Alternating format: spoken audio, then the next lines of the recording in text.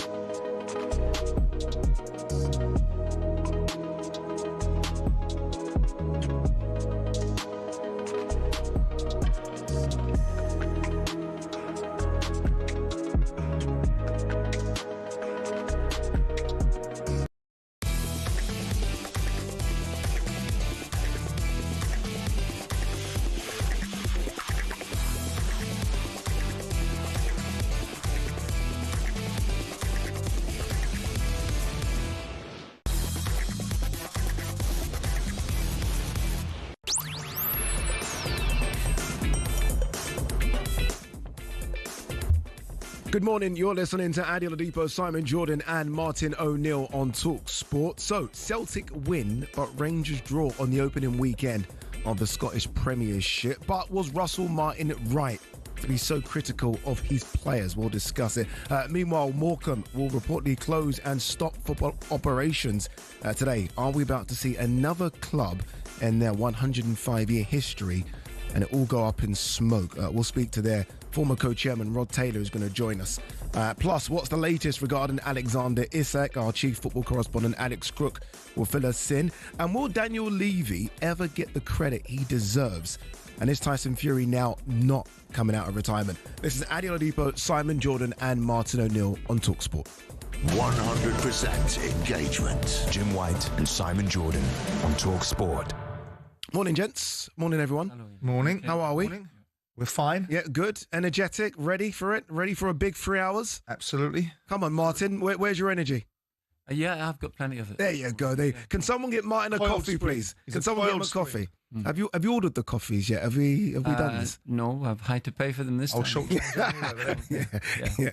Plus, remember, you're getting the person that sends for the coffee as well. Loads to get through in the next 3 hours. I do want to go straight to the Scottish Premiership. Obviously, it's all kicked off up there, which is exciting. It's weird now seeing all the football start again. Pre-season's done now. It's the serious stuff. We spoke about Rangers at length last week just because of their exploits in Europe. A good win over Panathinaikos, getting them to the next stage of the Champions League. Not so good for them on the weekend, dropping points away at Motherwell. I say not so good isn't that a good point away from home, or is the pressure now so much that you have to win every single game of your Rangers away from home or at Ibrox? Well, at the start of the season, they've done brilliantly to get the results against Panathinaikos through to the next stage of the Champions League, and very, very important that they make it through to the group stages. Yeah. Right. But opening game, it's a difficult fixture away from home at Motherwell. Motherwell will be ready for the game. Not sure what the manager. I think. Let me put it this way. In the past number of seasons, Rangers have been unable to win matches that they would be expected to win. That was the point. And I suppose really the new manager coming in was to try to stop that, to win games. They can, as we've said there before, they can compete with Celtic on any given day. Have they the consistency to go on and win matches that they'd be expected to win? Coming on the back of Panathinaikos, opening game, confidence high, going into the match, they probably, with the pitch being in fantastic condition, they would be expected to go and beat Motherwell. That's the point. And they didn't do. So what's happened is that the new manager's probably thinking, oh, is this something that has been in the past? Is this something I haven't been able to eradicate, if that's the point? I think you can go over the top sometimes in criticism very early on. However, if you are going to criticise, you might as well get it out of the way, first of all, because it has much, much less effect during the course of the season. Last thing you want to be doing is being hypercritical of players, particularly if you're talking about players. What was, I think, the phrase that he used was self-preservation. Yeah, he said the players didn't want to run. He said there was no effort. Well, self-preservation, you can get self-preservation at any given stage. Listen, I was a footballer, and when the confidence was low, I used to think, no, I don't really want this ball. I don't want it. Their confidence won't be low. Which is more salient, Martin, about the situation with this new manager? Is it new broom sweep clean, or is it they need time to be able to influence the thinking of the players? Because, he's been there for, 8 weeks? Mm-hmm. And a passage of that time was 8 weeks where he was getting his feet under the table and the players weren't even there. Yeah. So which is the more salient observation about Rangers? Because you've made the point, and the point's clear that most people looked at, which is Rangers can compete in big games, and they go and lose games or draw games or don't get outcomes against lesser opposition that you would bake into your thinking that they would do. Yeah. So in that instance, which is the more prevalent situation for Russell Martin to be judged by? You've got to give him latitude, or should a new broom sweep clean and concentrate people's minds pretty fast? Oh, no, I think you definitely need the time. There's no question about that there, and that was something that I was hoping to get when I went up to Celtic way back 20-odd years ago. And the point is this, that I got lucky in many aspects because I got off to a really decent start. And by the time that we had into our 5th or 6th game against Rangers, we had won the games. We had a bit of confidence going about ourselves. This is the point. So you'd expect a little bit of time. What you want, what the Rangers fans are looking for, is to be able to go away from home and win those games. That's the point. And they didn't win that game. And there would be an element of the Rangers fans thinking, oh, here we go again. But that's too early to make that judgment. What's he doing by being so bold and robust from the outset? Is he marking people's cards, playing to the gallery, or setting out his stall? What's he doing? You've been a manager. You know the way to communicate with the media. You know the messages that people say. Keep it in the pub. Keep it in the dressing room. Don't bring it in the public domain. Don't criticise your players too early. Don't go hard on them until you've got the group around you. What's he doing by doing what he's just done? Well, that's a good point. I started thinking about myself of what did I do in my earlier stages of management, and did I become critical of players early on in an attempt to ingratiate myself with fans and saying, "Oh, give them some time." That's a point considering, or you have to consider, or is it a point of saying, "Listen, let's get this out in the open"?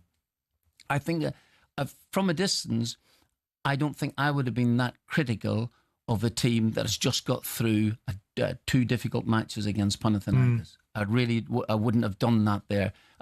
If you have plenty to say it to them in the dressing room.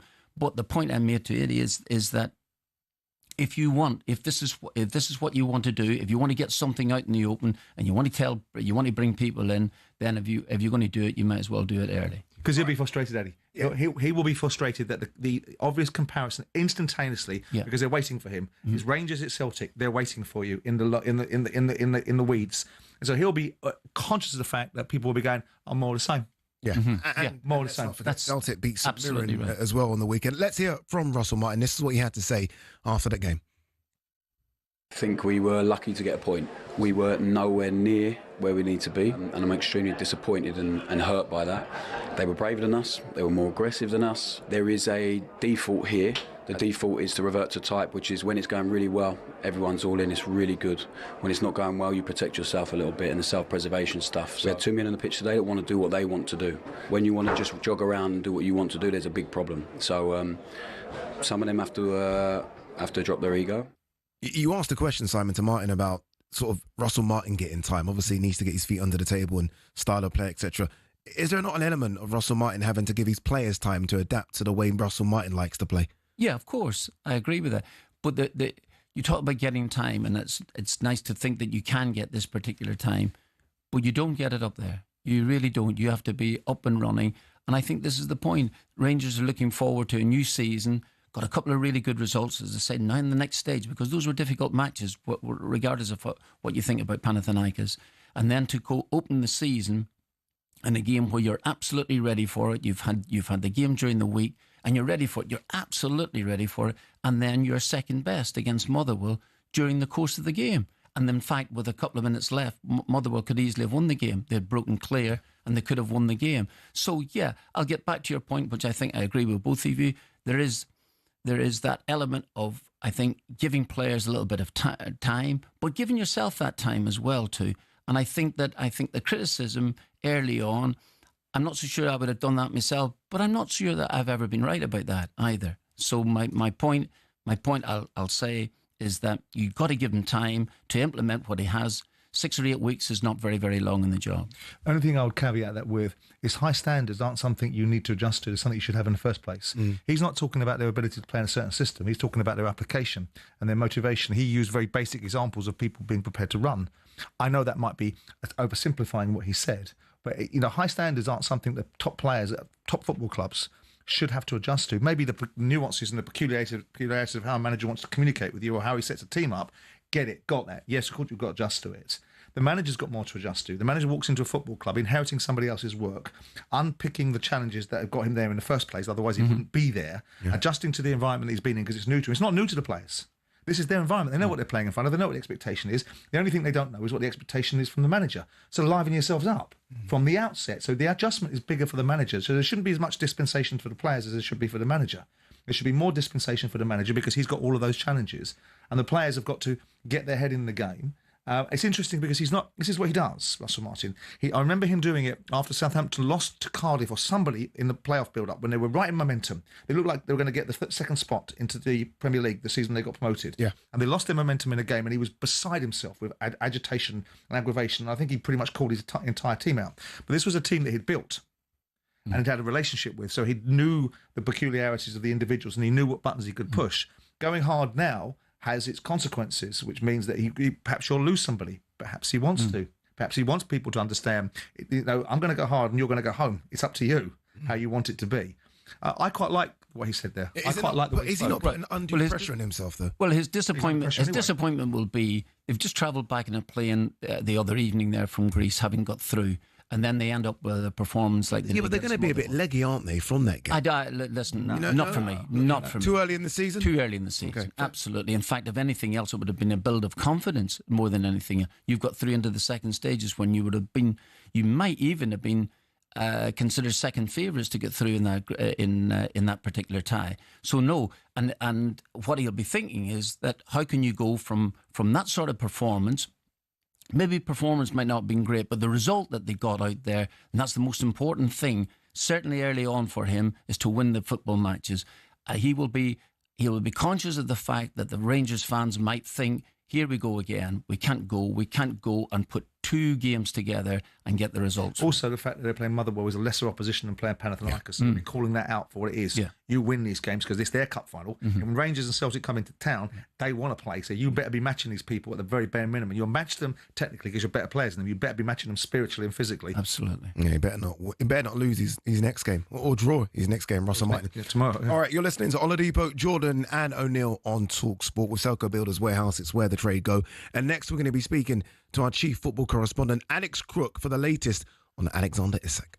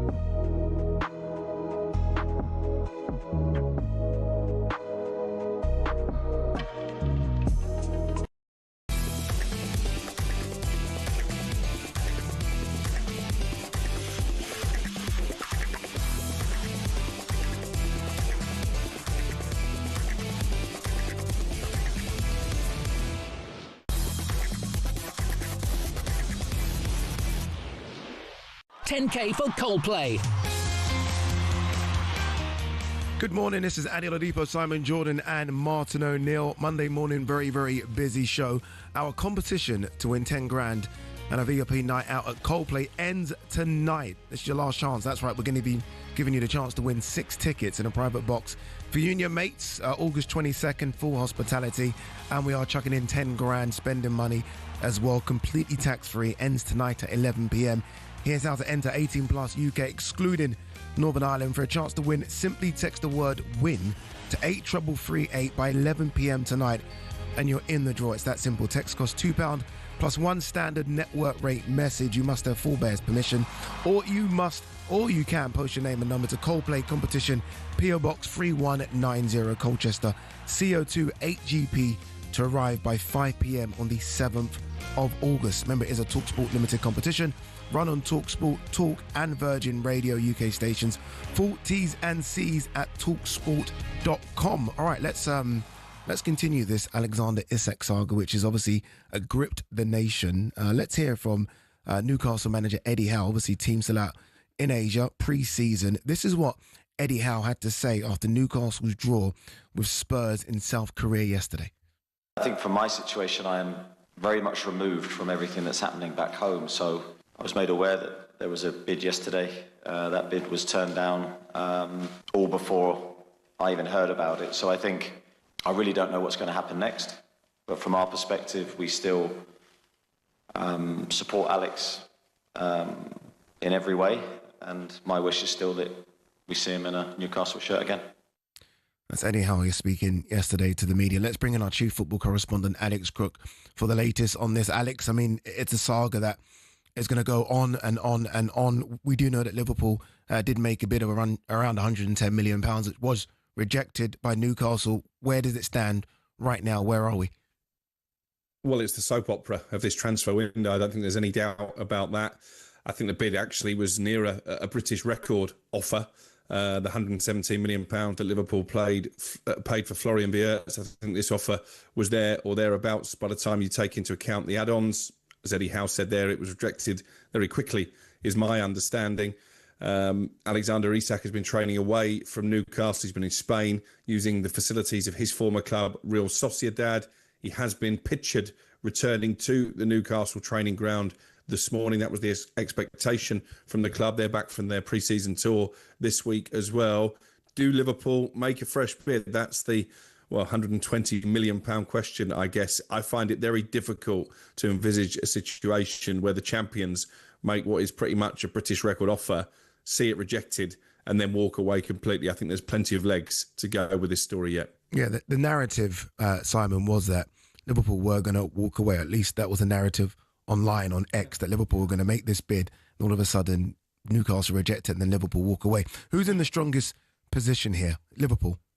Well, it depends how strong Newcastle should be in the strongest position. Whilst they have a disadvantage of a player that's clearly made his position clear, or we believe he's made his position clear, but Newcastle hold his registration. And if Newcastle are prepared to be bold, and I think that they possibly will be until Liverpool at some point, well, they've told them we're not accepting 110 million quid. Nobody. If someone knocks on your door and says that they want to buy your house, you know, you don't accept their first offer, do you? Unless it's something really ridiculous. And obviously Newcastle don't think 110 million pounds for one of the best centre forwards in world football in a position that's a real dearth of opportunity to get better centre forwards. I want Newcastle to make Liverpool pay as much as they possibly can. When people get all offended and all the Liverpool fans start jumping up and down because it's their football club you're talking about, you know, they have unsettled the player. One way or another they've done it, and they've got form on it. They did it with Virgil van Dijk. So let's not get around the fact that the matter they're using their influence one way or another. Make them pay whatever you want them to pay, to a point where the player has to turn around and say to the club, right, come on now. You know, you've got to be realistic. If they get to 130, 140 million quid, which is enormous amounts of money, we're talking about preposterous amounts of money, but this is the market that we're in, then the player can have the right to possibly turn around and say, all I want to do is leave. I am entitled to leave if I want to, and I'm entitled to move on to another football club that I think is better for my future, and you're just holding it back now by being ridiculous. But I don't think you take Liverpool's offer and go, oh, gee, thanks very much. When can we have it? Alex, there seems to be a domino effect happening here. Obviously, look, Darwin Núñez looks like he could be on his way to Saudi with Al Hilal. Benjamin Šeško potentially could be on his way to Newcastle. You almost feel like one of these moves has to happen in order for Alexander Isak to get his way and join Liverpool Football Club. Well, I think what is abundantly clear is that Newcastle won't soften their stance all the time. They haven't sourced a suitable replacement. I'm not even convinced that if they manage to get Johan Wissa, and it does appear that Brentford are softening in terms of their not-for-sale stance, I'm not sure that he is quite a big enough name to replace Alexander Isak. I think they would want a Benjamin Šeško. We know the offer went in on Saturday morning, £70 million all in, which actually is the magic number as far as RB Leipzig are concerned. But the offer has not been accepted because I think the clubs are still debating the structure of any deal. And I think Šeško, for his part, is still hoping that Manchester United come in with a rival bid. So you're right, these jigsaw pieces all need to fall into place, I think, for Liverpool ultimately to get their man. And if Šeško doesn't end up at Newcastle, and I think they're going to want an answer within the next 48 hours or so before moving on to other targets, then the options look pretty thin on the ground, don't they? You've managed various clubs. Martin, when do you tell your chairman, OK, I need to know now, before I start the first game of the season, who my starting 11 is going to be? Like, surely there's a cut-off point for a manager as well to when you know this is my best 11, I need to keep my star man.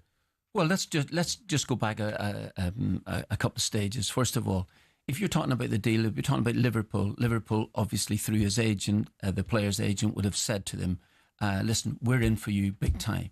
Now, Liverpool will know what Newcastle, to a fair degree, within £10 million, I think they would know what they have to pay. If Liverpool have made stipulations and saying this is dependent on a number of players leaving the football club, fine. But if they have, as Simon said, left the player high and dry, not that I'm into worrying about whether the player's left high and dry or not, because behaviour hasn't been all that brilliant, but at the end of it all, if they've said something, listen, we're going to chase this to the end, then a fee appropriate to the status of the player should be there. It should be, and they should continue. They should see this one through if that's the case. So the question to you is, if you're a grown-up manager, you're working with your chairman. You know your chairman don't want to sell this player. You don't want to sell this player, right? So are you jumping up and down saying, well, we both don't want to sell him, chairman, but somewhere along the line, someone's got to pee or get off the pot? Because his question to you was, at what point do you push the envelope with your chairman and say, I've got to know what my best 11 is. I've got to know what challenges I've got in front of me. Or are you sitting there entirely empathetic with the chairman's plight because it's your plight too? No. I take that point. You have to, at a certain stage, feel as if that player might be leaving the football club. Therefore, we need to get someone in. But when's the cut-off point? Well, when is the cut? Starts soon. When's the cut-off point for you as a manager? This is your top player. Surely you go to the chairman and say, okay, this needs to be resolved in the next 4 or 5 days because I need to move on. Because ultimately, you get stick if you lose your first 2 or 3 games because you don't have your best player and a replacement striker. It comes down on you. Well, of course, it always comes down on the manager. But what I'm saying to you is this here, that if you're talking about Eddie Howe there, Eddie Howe would like the player back. And he feels as if he could get him back if that's the case, get him to play again. I'm not so sure. I think things have gone, particularly since he went and took himself off to Spain to do some training when he wasn't injured, according to a rumour. Anyway, so my point is this, getting back to, first of all, Eddie Howe would like him back. And to tell you the truth, I think Newcastle fans would like him back. This is not a case. This is a case of a foreign player throwing toys out of the pram. But please beg forgiveness if it doesn't go through, and he will be forgiven. Don't get me wrong. He will be easier than a British player would be. That's my viewpoint. That's to mean historical more than anything else. But you're right. There is a point where you say, listen, where do I stand here in this year? Because the season is upon me. They may say this is an interesting one. What happens if nothing happens at all in the next 6 or 7 days or 12 days or 13 days? Will Newcastle play him? Will he play him? And will he ask to play? Okay, quick question to both of you, very quickly. Right. Does Alexander Isak play the first game for Newcastle this season? He could very well do. Does he? I would have thought that Liverpool, get back to my point, Liverpool should see this one through. If they've unsettled the player in that much, they should see it through. Simon, does he? I don't know. If you read the reports written by the Northeastern reporters, then all you hear is disarray, carnage and chaos inside that football club. I think the challenge for a manager is at what point does he tell his chairman, look, chairman, I know you want to hold out for 150 million quid and you might get it, but ultimately I need to build a squad. So at this point, chairman, we've got to take an offer. That's a conversation that becomes relatively fractious because my responsibility to the manager would be, hold on you, if I get 150 million quid, who do you think is getting it? you are for your playing squad. That's the conversation that happens at some point. All right, so and it's a good conversation. Here's my point. So do Newcastle then say, listen, he's gone, and then go for someone like Sesko and say, listen, we'll do the business, even though they might not be able to bring that player in until the move is... I think you've got to, I think as given the fact they've got no PSR constraints, right? So his son, given the fact who owns them, money's not an issue for them. Buy the player. By the player. Okay. Thank you so much to our chief football correspondent, Alex Crook there. Up next, we're going to hear from Manchester United boss Ruben Amorim, who's spoken once again to the media, and he said his side would struggle this season.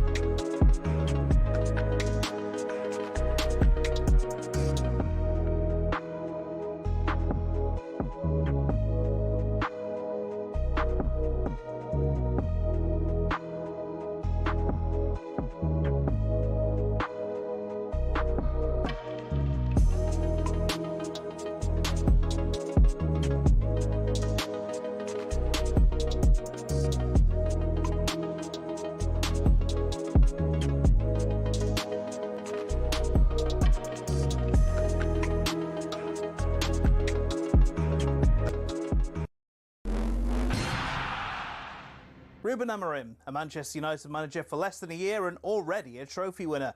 The squad will fly back to the UK with the prestigious Premier League US Summer Series crown with a renewed sense of vigour and optimism. Now, there were good signs from the squad, despite being held by Everton in Atlanta yesterday. But as club legend Rio Ferdinand tells us, it all counts for nothing if the pre-season progress isn't replicated. The problem you've got, if you look at the fixture list, Man United's fixture list is horrendous the first 6 games. It's tough. Very tough. So all this good work that we're seeing and we're hearing about and coming out at a club, and that, what I saw could be undone within the first 6 games if it doesn't go well. That brutal opening game at home to Arsenal is in 2 weeks yesterday. Remember, talkSPORT is your home of the Premier League and EFL as the new season kicks into gear. The question on many people's lips will be, will we see many new faces? In fairness, we've seen a decent amount of activity this summer, but it still feels a bit stale. There's only so many times we can talk about Alexander Isak. Even our chief football correspondent Alex Crook's noticing a lull. We seem to be talking about the same players day in, day out at the moment. I do expect it to get busy towards the end of the window. Still a lot of clubs who need to do business. People like Fulham even have had a relatively quiet summer so far. David Moyes obviously voiced his frustration. West Ham need players through the door. I know they're trying to work on a goalkeeper as a priority target. Get more on talksport.com.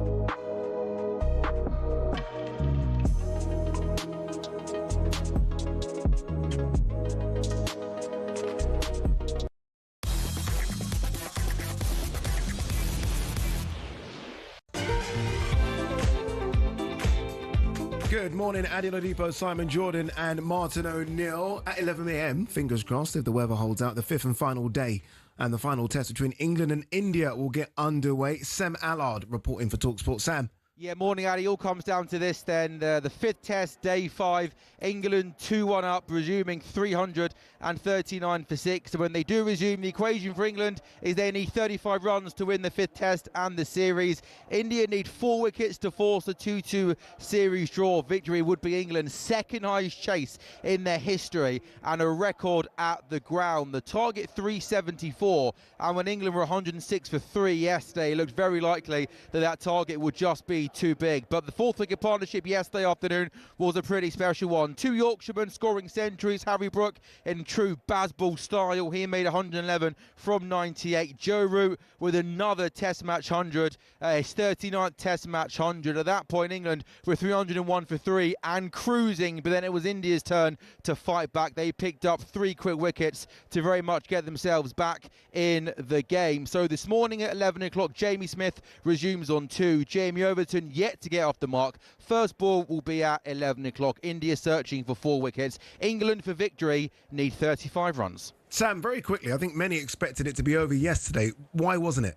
It wasn't over yesterday because they went off for bad light. Then it started raining and the umpires said that we weren't going to be able to get back out in time. To the frustration of many, many people, it was even more frustrating when around 20 minutes or so after it got called off, we were all at a tube station or walking home in bright sunshine. I felt as if yesterday the umpires could have done a lot more to get the game back on.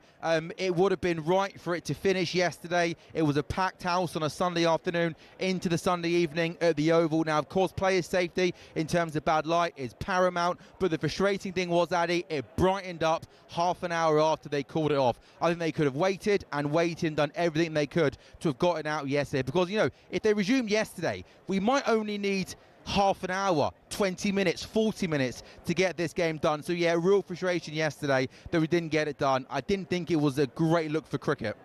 Cheers, Sam. Thank you very much. More updates from Sam throughout the morning show. All right, let's talk Ruben. It has been a brilliant series, though, isn't it? You find yourself want to clap. Spicy as well. Yeah, you do. Yeah. You find yourself want to clap, although listening to that news report about gonorrhea, perhaps using the word clap is not a good idea. You had that one stored up, didn't you?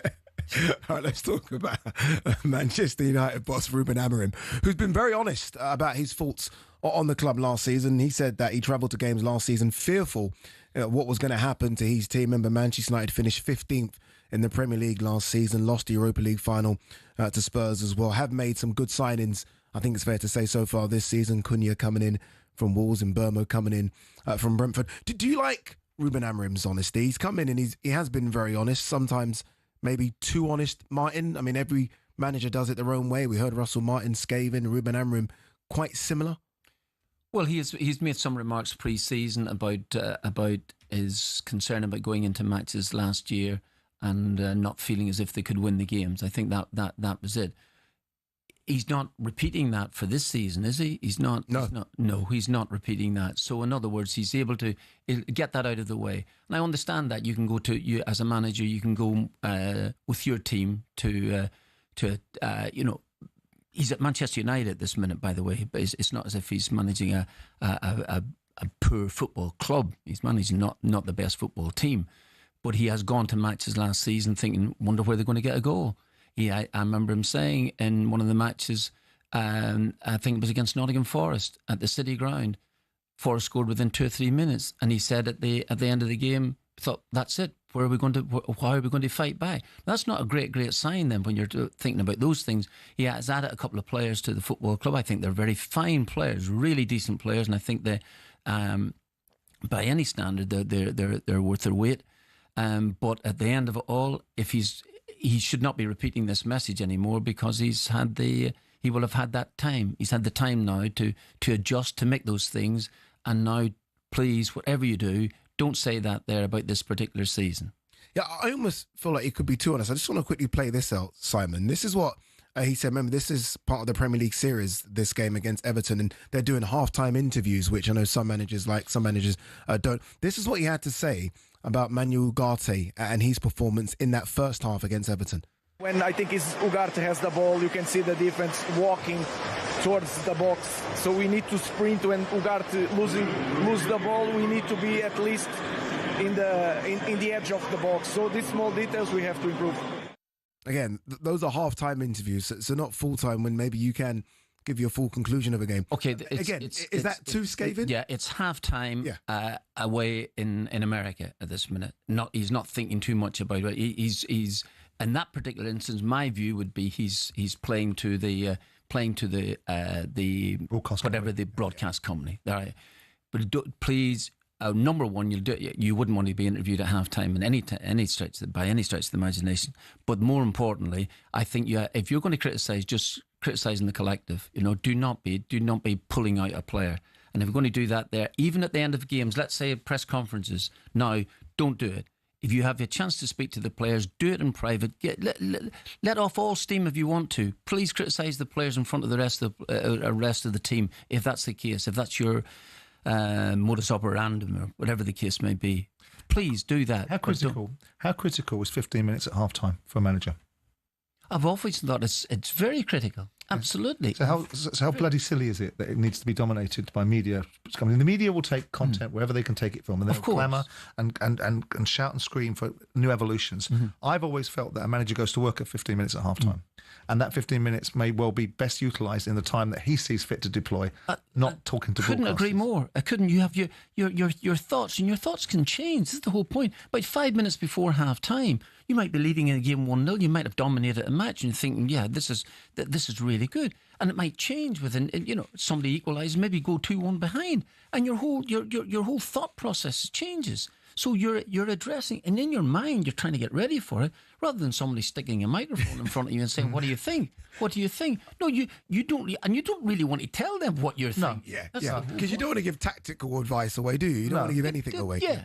I mean, I've heard varying. I mean, I remember speaking to some of the rugby players when Martin Johnson was the England captain, talking to some of those guys about what happened in the dressing room at rugby times. And a lot of the time, players did something. There was 5 minutes of quiet time, so it might not have been quite as critical as it would appear in this instance. I think 15 minutes of time during a game. Not even that, is it? Really, it's not even 15. Is it? No, it's probably about 12 by the time you got them into the dressing room. I'm a great believer in giving people enough opportunity to have their words, to either hang themselves or run with them, right? The piece of rope that they're going to be given to be successful as a manager. I think some of the things that Ruben Amorim said last year were silly. I think they were silly and seemingly unaware of the environment that he was in. Man United, you utter something, it whispers down the corridor and it reverberates around the world. Unaware about the size of the club. And Jim Ratcliffe has said some ridiculous things as too. Jim, it seems to be an ailment that is contagious in that environment. Jim Ratcliffe goes on to an interview with major broadcasters and tells everybody Man United got no money. Right? Absurd. I mean, it's absolutely absurd. Ruben Amorim runs around telling people that this is the worst Man United side that's ever been managed. I mean, he forgets they got relegated in 1974 and then has to row back from it and turn around and say, "I didn't mean that, and I'm young."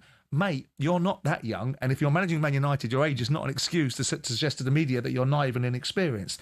I do think there's a way to communicate with the media. I don't think it's easy, but I think if you've got the Man United job and you're capable of managing, in people's eyes, Manchester United, then you should be capable of managing the media, however difficult it might be.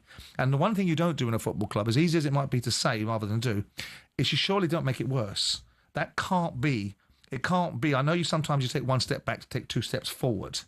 But he brought it in on the back of Ten Hag and the ridiculousness of their decision the previous summer, when not only did they keep Ten Hag, they gave him a bigger contract and kept him and extended his contract. And then they reversed out of the Ten Hag position because it was so untenable. And they brought a guy in that was bright and breezy, that had been, run around photobombing clubs for jobs in the previous summer. So he wasn't that exclusive. Yeah. And he's made it worse. And that's the part I can't understand. And he seems to have been allowed to make it worse. So I want him to be judged now, more so, by the first 6 months of what he does this season rather than anything he said or done previously, because then it will be his environment, his pre-season, some of his players. Yeah, more issues for Manchester United as well. And some might say this isn't an issue, but Alejandro Garnacho has appeared to endorse a transfer to Chelsea. Fabrizio Romano posted that this could be one of those here we go moments, and Garnacho liked the post. Is that a problem? I mean, again, look, he's a young kid. He clearly wants out of the club, but surely you just stay quiet, train, and let your agent deal with the situation. Well, his agent didn't deal with, or was it his brother, didn't deal with the situation too cleverly after. He got left out in the final of the Europa League. And from a distance, it looked as if that was kind of harsh because he was the one player who might go past a few people. Anyway, he got left out in the game. I've been left out of teams. I've been and I've gone in the huff. There's no question about that. But however, that's gone now. He obviously wants out of the football club. But if you're starting to tweet and put thumbs up and the what is it, the emojis and stuff like this here. I love this here. Before your time. Before your time. And if I was Chelsea, I'd be thinking, hold on, just steady on. We've got some players here at this football club at this minute. We'll see where we stand, or we'll see where we are after a couple of weeks or before the end of the transfer deadline. If we really want you, we know we can get you because Manchester United don't want you at the football club. It's gone a bit crazy. And when I played, players had no power.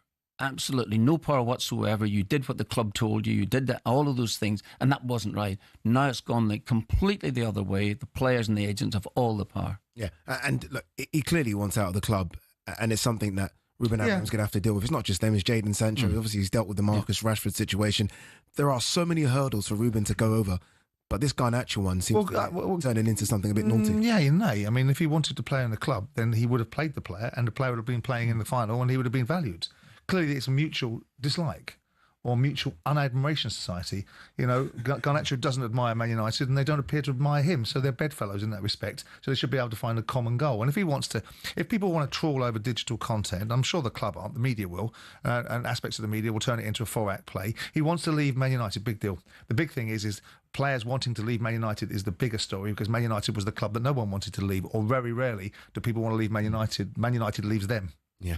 All right, you're listening to Oladipo, Jordan and O'Neill on talkSPORT with Selco Builders Warehouse. Check out these month's real deals at selcobw.com. Up next, we're going to be looking back on the British and Irish Lions tour down under with former scrum half Ben Youngs.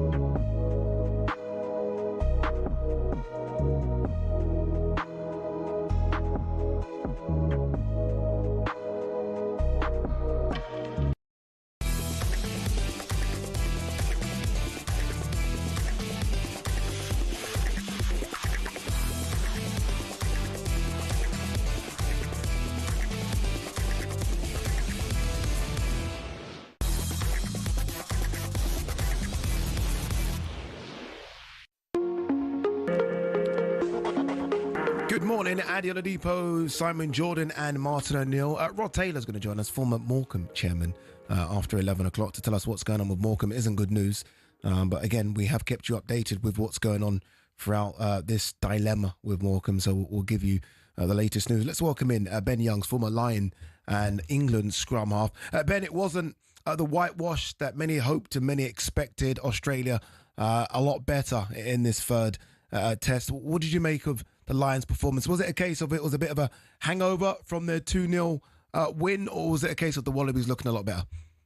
Yeah, morning, gents. I thought Australia played a perfect game, really, in those conditions. And I felt like the Lions, you know, they didn't start the game particularly well. Australia built a nice, comfortable lead, especially in really testing conditions. I mean, it was torrential rain. Obviously, the game had to come to a stop for 30 minutes because of thunder, which I've never seen happen, certainly at that level. And, you know, Australia on their day were just better. And I think there was an element of the Lions knowing the series was done. I think they were chasing history, you know, trying to go after 3-0. But to me, it just highlights how difficult that is. You know, there's a reason why that's not been done for 100 years. Is to whitewash a team and win 3-0 is extremely difficult. That was their ambition. They weren't able to do so, and a lot of credit has to go to Australia in the way that they played that third and final test.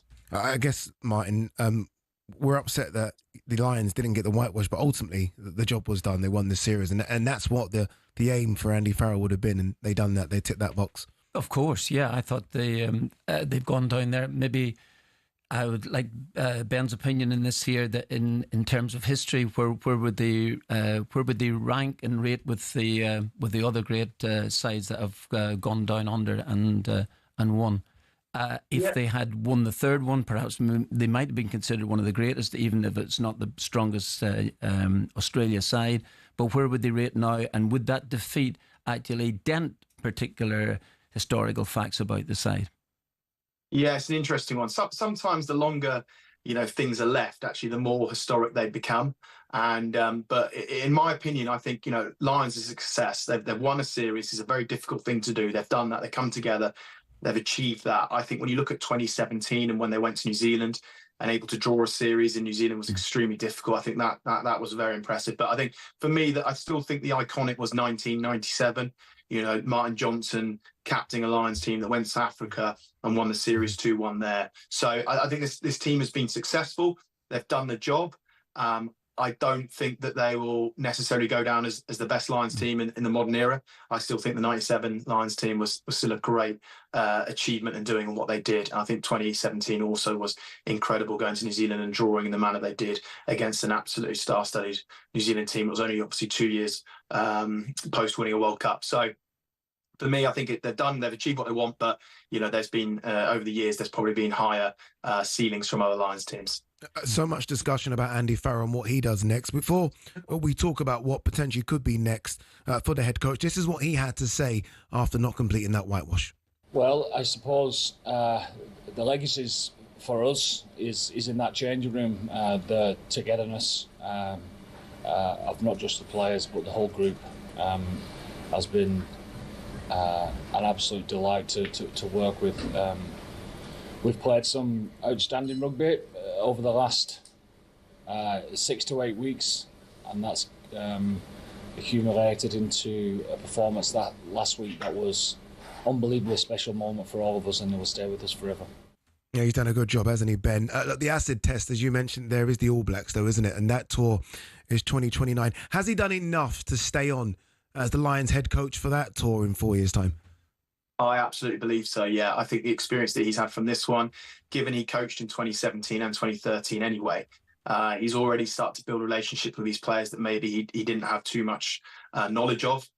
He seems to be the man that I think straight away the front runner to take them again, going to 2029 against New Zealand, which is a totally different animal and beast in terms of tours, especially when you think of the franchise teams that they'll play. Those games will be a lot more challenging than the ones they've faced in Australia. But I think overall, I think the Lions will be happy. I think Andy Farrell definitely wanted 3-0. They want to create history. But I think, sometimes in sport, and it's, it could be in any type of sport, I felt like when they got the job done, they almost could cruise a little bit, and it felt like that against New Zealand in 2029. You just can't do that. And I just think sometimes that psychological factor can be a big part of it. So for me, looking at it as a whole, I think the Lions will be happy. I think they'll want Andy Farrell for 2029. That makes sense to me.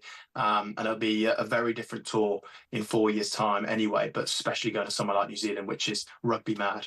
I was going to ask you that, Ben, in this seeming necessity to compare teams' achievements against the past. You know, you can only beat what's in front of you. They've done the job in Australia. They've won the series. How do you look at this Lions side, and how would it compete? If it was playing against South Africa today or playing against New Zealand today, how would this Lions side go?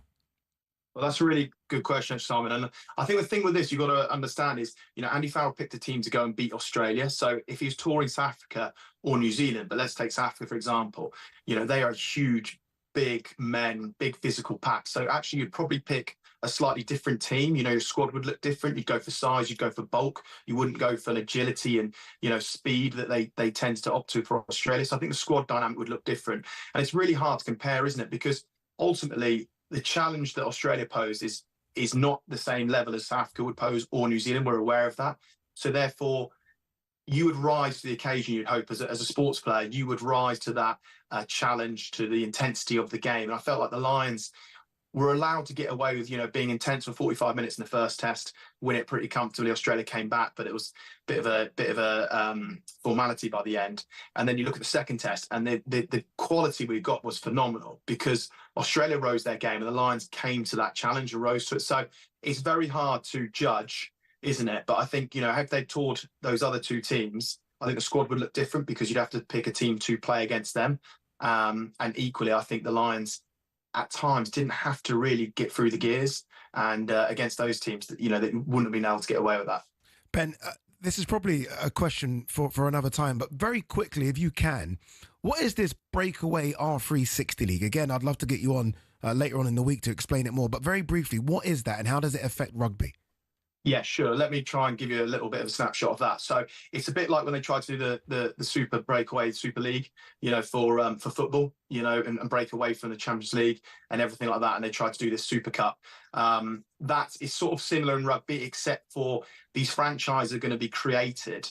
And, you know, rugby doesn't have global superstars like a football would. So, you know, Messi moves clubs, Ronaldo moves clubs. Suddenly a fan base goes with that individual player, don't they? At times, rugby doesn't have that. And what rugby does have is the clubs they do have is everyone supports them. But now to almost create a totally new club, a new format, a new team, a new franchise that doesn't have the history, I'm not sure they're going to get the following that maybe they want. But look, it's certainly shaking up the rugby world at the moment. You know, there's a lot of chat that it's going to get underway. It's going to go. I believe a lot of players are having conversations about joining them. So I think at the very least, I don't know where I sit with it, if I'm honest. I look at what cricket did and how that did the IPL and the 100 and what that's done for the game, and it's been terrific. And I think sometimes you need something that's so different and out there, and there's a little bit hesitation with it. But maybe it's the great thing that rugby needs. Maybe this is exactly what they need. I just wonder whether they'll have the pure fan base, you know, when they're playing all over the world. That's the only challenge for me. But ultimately, revenue drives the game, as it does football, as it does every sport. It's about revenue, and it sounds like there's going to be a huge amount of revenue generated from Rugby 365. Saudi investment as well, we're hearing. Ben, as always, my man, appreciate you coming on. Thank you very much. Ben Youngs, their former Lions and England scrum half. All right, when we come back, we're going to be speaking to former Morecambe chairman Rod Taylor.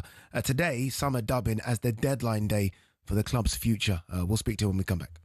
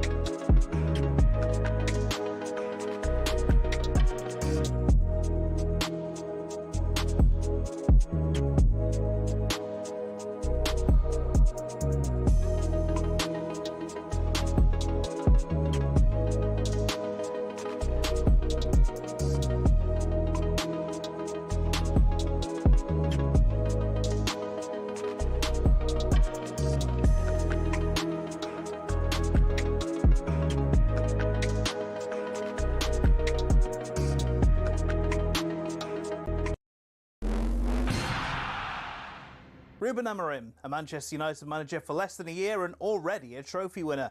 The squad will fly back to the UK with the prestigious Premier League US Summer Series crown with a renewed sense of vigour and optimism. Now, there were good signs from the squad despite being held by Everton in Atlanta yesterday. But as club legend Rio Ferdinand tells us, it all counts for nothing if the pre-season progress isn't replicated. The problem you've got, if you look at the fixture list, Man United's fixture list is horrendous the first six games. It's tough. Very tough. So all this good work that we're seeing and we're hearing about and coming out of the club, and that, what I saw could be undone within the first six games if it doesn't go well. So that's going to be an important factor. The two have to marry up. You can't have one and then the results don't follow. That brutal opening game at home to Arsenal is in 2 weeks yesterday. Remember, talkSPORT is your home of the Premier League and EFL as the new season kicks into gear. The question on many people's lips will be, will we see many new faces? In fairness, we've seen a decent amount of activity this summer, but it still feels a bit stale. There's only so many times we can talk about Alexander Isak, even our chief football correspondent Alex Crooks noticing a lull. We seem to be talking about the same players day in, day out at the moment. I do expect it to get busy towards the end of the window. Still a lot of clubs who need to do business. People like Fulham even have had a relatively quiet summer so far. David Moyes obviously voiced his frustration. West Ham need players through the door. I know they're trying to work on a goalkeeper as a priority target. Another club who may have to get busy in the window is Spurs. James Maddison was stretchered off during their 1-1 draw with Newcastle in South Korea, and Thomas Frank doesn't think it looks good. I think sometimes life in football can be brutal, but also sometimes very beautiful. So I think it was brutal to what happened to Matters. It looks like a bad injury. Of course, we don't know exactly the status on it. It didn't look good. We are pretty sure it was the same knee that he had the previous injury. And what have you missed to play in a sport or a game? Well, the Ireland centre Bundy Aki has admitted he missed the birth of his child to play in the first British and Irish Lions test. Now, yes, it was his fifth child, so he's been there and he's done it before.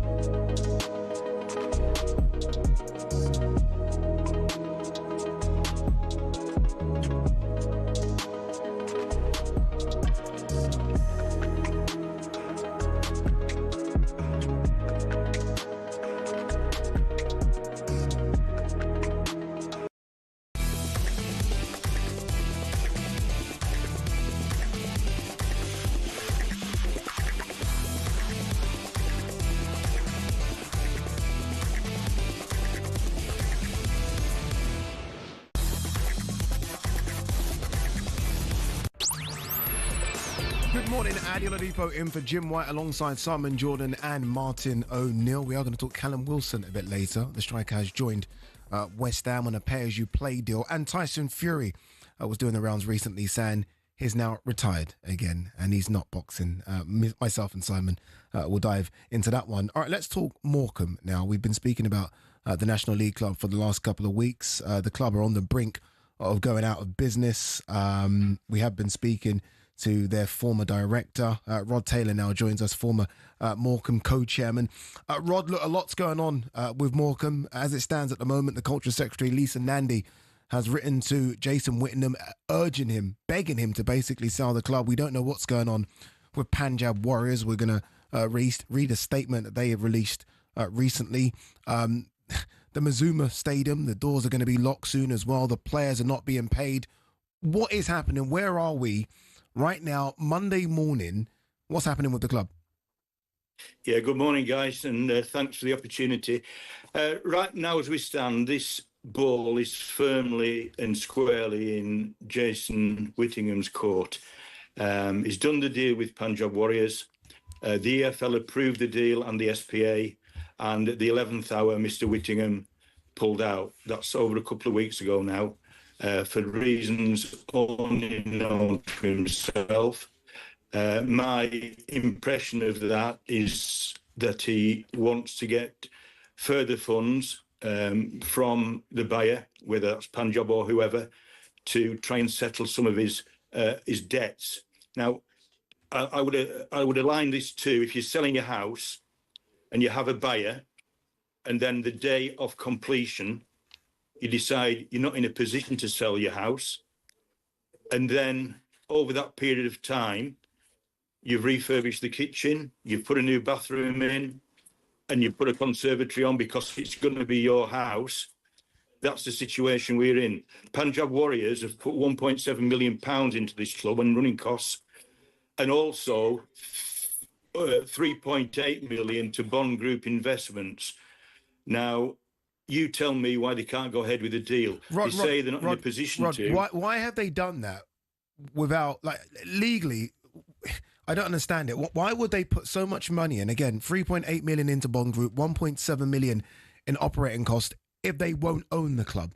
Like, what assurances were they given by Jason Whittingham that they're doing this, knowing that they're going to own the club in the next couple of weeks?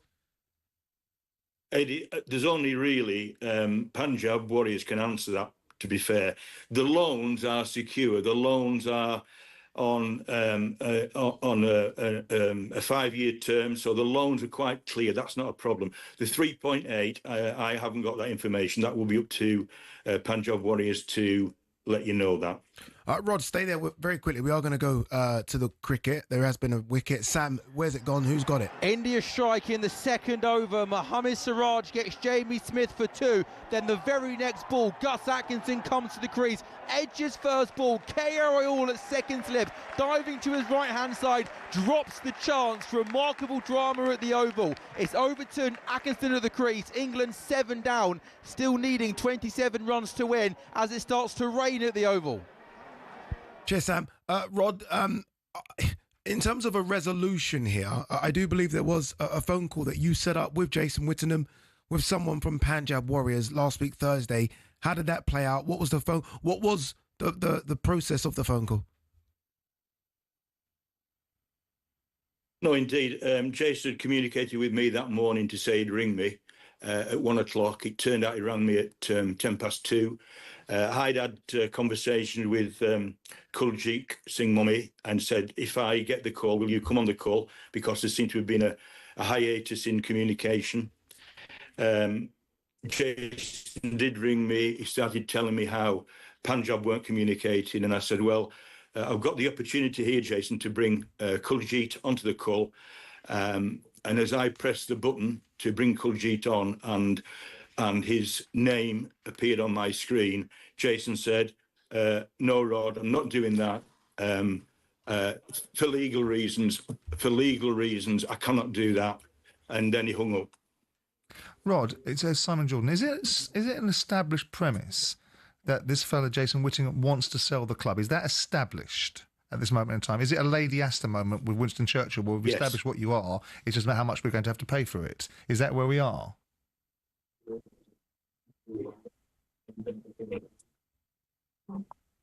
Well, for me, Simon, the situation is very simple.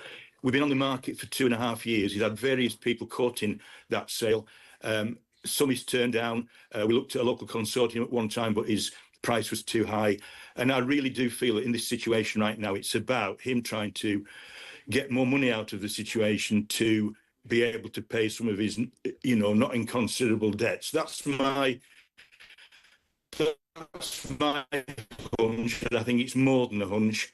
I know for a fact that the situation with Jason and his creditors is such that he has said he hasn't got the wherewithal, he hasn't got the permission to sell his shares. Well, why would you go through all this for all this length of time if you can't sell your shares? To me, that's fraud. Very simply, that's fraud.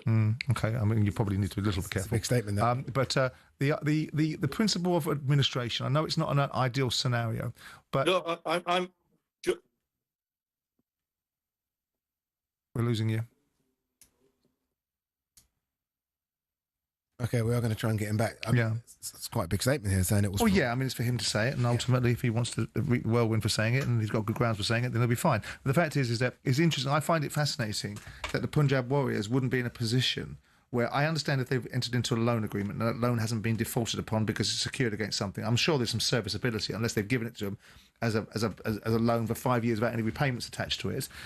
If they've lent money to people, you would think that they had the wherewithal to protect their position in the event that someone isn't going to deliver their side or meet their obligations. That might mean that they become a creditor that can put the club into administration. Now, I'm not saying it's the ideal scenario. What I'm saying is if you stick it into administration, you rid yourself of one particular conundrum, which is Jason Whittingham's control. Seemingly he has control. I don't see him on the board of directors, so I'm not entirely sure how that's structured in such a way. But if he's the shareholder and he's not a director, then maybe that's incidental. But the fact is, if they can get him out of the way through administration, they might have to take a 10-point penalty. That might be the way that they have to go. The interesting thing is that we're all surmising that he needs to get more money, wants to get more money for various obligations. If those obligations are going to be compromised by the club going out of business, then it clearly is a situation where somewhere along the line someone's going to blink. And we're doing a blow-by-blow account of how it gets. And what's wonderful in the media when you get these deadlines of this is going to happen, that's going to happen. If you don't do it now, it's going to happen. And more often than not, most often it doesn't happen. What about this director's loan that Whittingham has taken out, which is accruing interest? Well, has he taken it out or has he given it? Taken out. Right. And but who determined if he's taken out a director's loan? And they're being charged at 3% a month. Who determined those terms, and why would he have agreed to them? If he's the controlling influence in a football club, why would he want to penalise himself to the tune of 3% per month? That makes no sense. So I don't understand what that is. Whether we've got our information asked about face, and he's got a director's loan into the business and charging the business 3%, like Sullivan used to do to West Ham, lend them money, charge them loans for it. Now, the arguments about Man City were raging about clubs that lend money or directors lend money to their clubs and don't charge them any money. That's APT. Rod's back. Rod, are you there? Oh, I don't believe Yep, I am. That's a lot better, Rod. Hello?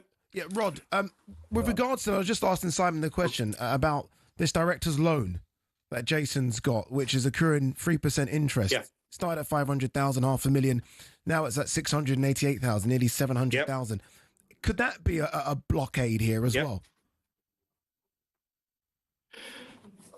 My understanding of the SPA that the Football League approved was the consideration to pay Charles Street Investments what they're owed, which was originally £500,000. It's now in the region of £635,000. And Jason's loan of 1.7 would be assigned to Punjab Warriors. Punjab Warriors, why are they so difficult to get hold of? We've tried to speak to them, almost impossible. There's an email address on their website where it says, if you want to get in touch, send us an email. We do, it bounces back. Why can't we speak to Punjab Warriors? Why won't Punjab come on and speak?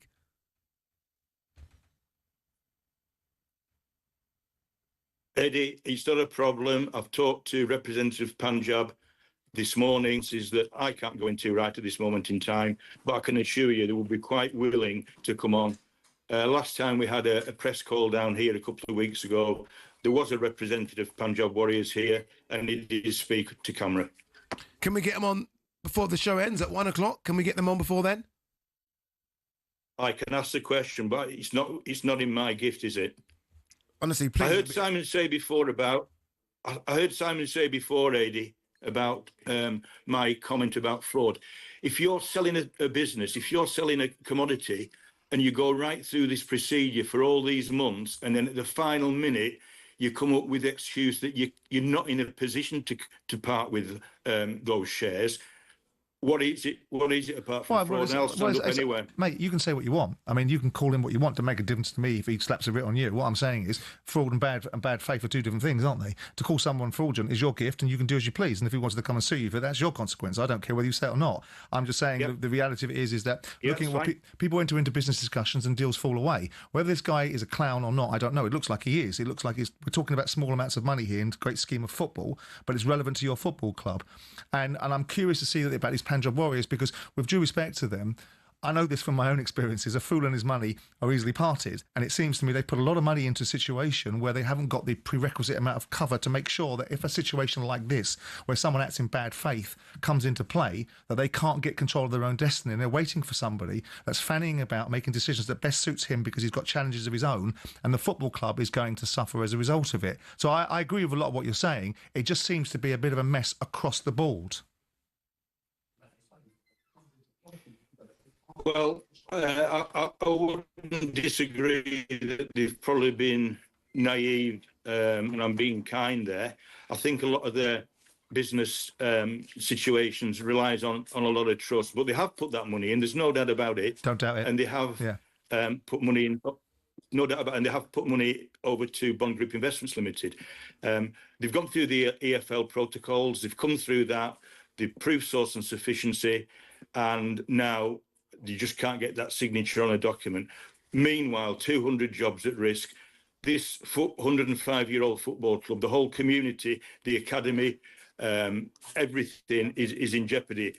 We've got a lot of people down here at the stadium this morning, and I've talked to people, and they've got tears streaming down their face. One guy, 93-year-old, probably the oldest supporter we've got, absolutely distraught.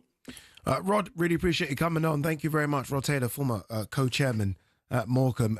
My mission before we end the week is to speak to Jason Whittingham or someone from Punjab Warriors, because I feel like we need to fill in the dots properly here, because I feel like this story is all over the place and something isn't true somewhere. All right, you're listening to Oladipo, Jordan and O'Neill on talkSPORT with Selco Builders Warehouse. It's where the trade go. And next we're going to be discussing Daniel Levy's comments on the respect he believes he deserves for how he's run Tottenham Hotspur.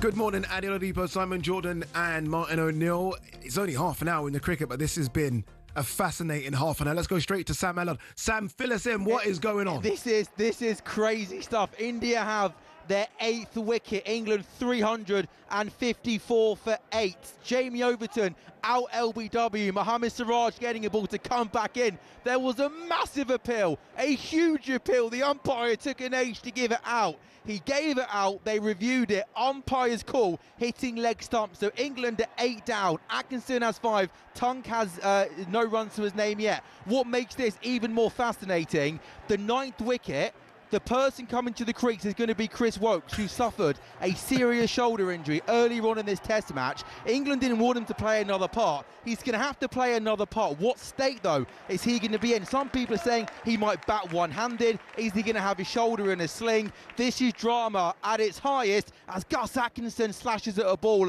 wide outside the off stump, takes the thick outside edge, goes down to the fielder at third man. So the equation now is simple. For England, 19 runs to win. For India, 2 wickets. We love Test cricket, don't we, Addy? We certainly do. Look, we did a poll last week, didn't we, Sam? What is the second best sport? Cricket. Yeah. It was cricket. It was cricket. And it's because of things like this. All changes at Spurs this season. They've won a trophy, a new manager. Daniel Levy should be happy. He appeared on The Overlap with Gary Neville, brought to you by Sky Bet, and was asked whether he feels he's given enough credit for what he's done at Spurs so far. I think it's one of those situations, when I'm not here, I'm sure I'll get the credit. So you think you'll have to basically sort of... you think you'll have to exit? I think it's one of these things that, you know, when you come here and you look at this wonderful building, and the fact that other clubs now are trying to copy what we're doing should be a sign that actually maybe we did something a bit bold and right. Does he deserve more credit? Again, you go to that Tottenham Hotspur Stadium. I've travelled the world and seen stadiums, and it's the best stadium I've ever seen. I think fans give credit by trophies and cabinets, and that shouldn't be the only reason you give a chairman credit. Tottenham are a well-run club, and yeah, they are. He deserves a lot more than he's given, no? Well, I do give Daniel lots of credit in that respect and give a lot of balance, because there's not many voices in the media that have owned football clubs, so I can look at it from a different prism. I don't always concur with what Daniel says and does, and he does have to win things. And I did an interview with him about a year ago in a TV show that's coming out, I think, imminently. Hurry up. Yeah, well, yeah. Gary will do his interview, and I've done a different one with Daniel. And I think that Daniel does deserve a lot of respect. But also on the flip side of it, you can't be a big football club if you don't win things. And, you know, and I've listened to the criticism. I've done conversations with people like Tim Sherwood who talked about the training ground and how wonderful the hair dryers, the hand dryer were, but they weren't a winning football team. So Daniel has to take that on the chin, because the metrics of football, being a big football club, the part and parcel of being commercial. I think he's built a spaceship.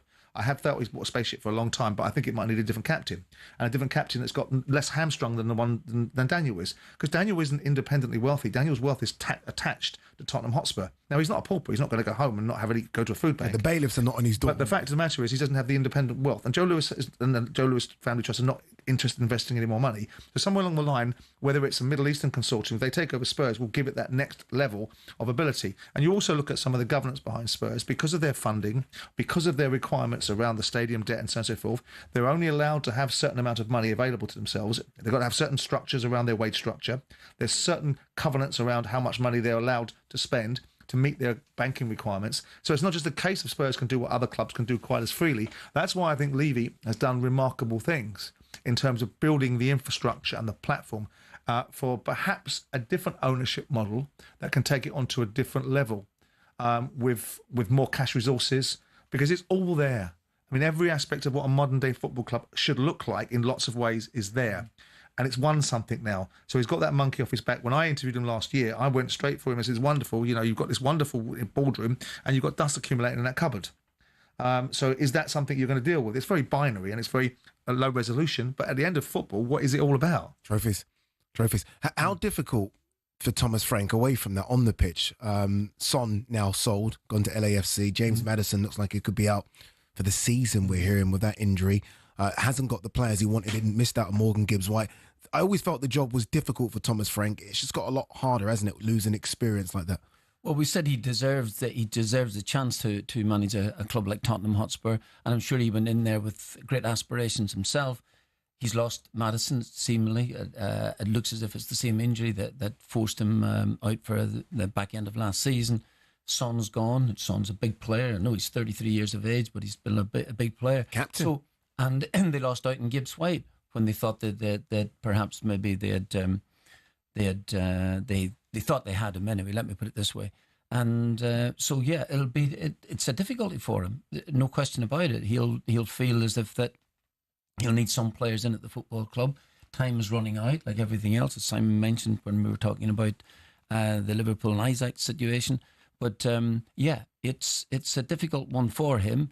He will have his own thoughts about the football club. He'll have his own ambition as well, too. Remember, because Tottenham Hotspur actually have won a competition there last season. They're in the Champions League. Is that now more pressure on Thomas Frank because they have won one? Fans now expect you to compete. What I think, sorry, before Simon comes in, what I think is this year Champions League football so exciting. You want to have some big players in at your football club to taste this, and you want to taste that yourself. And it's upon you. It's the draw will be made at the end of the month or first couple of days in September time, and it looks as if the club have not got the players in that I'm quite sure that Frank would have wanted. First of all, it shouldn't be easy to manage a football club. If it were easy to get a job like Tottenham Hotspur, everyone would be doing it. It's difficult jobs. That's why you get good people to do difficult jobs, and they perhaps sometimes make it look easy. Second of all, it's baked into a football manager's psyche. They know they lose players. Players get injured. It's part and parcel of the ramifications of being a football manager. You have to deal with it and contend with it. The third part of the equation is that he's taken an opportunity at a football club, and it'd be fascinating to know what the brief is, because we all surmise that the brief must be more, bigger, bolder, better. Daniel's not going to change. He's not going to suddenly develop a new personality, move away from the spreadsheet and start to decide he's going to be a free-spending Daddy Warbucks. He's not going to. It's going to be run the same way. So Thomas is moving from Brentford with a different model. Matthew Benham, brilliant chairman, like Tony Bloom, but he manages, there's a certain pond that Brentford fish in and a certain aspiration that they have and a certain ideal. Tottenham Hotspur is a different animal now. So I don't think it comes with more pressure. I think it's always pressure. But the interesting thing will be is the brief that he's been given. I would imagine, and I think I can make this relatively confidently, that one of the key focuses is they've got to qualify for Europe. Now, the Spurs fans might not like that. They might think that's a participation sport.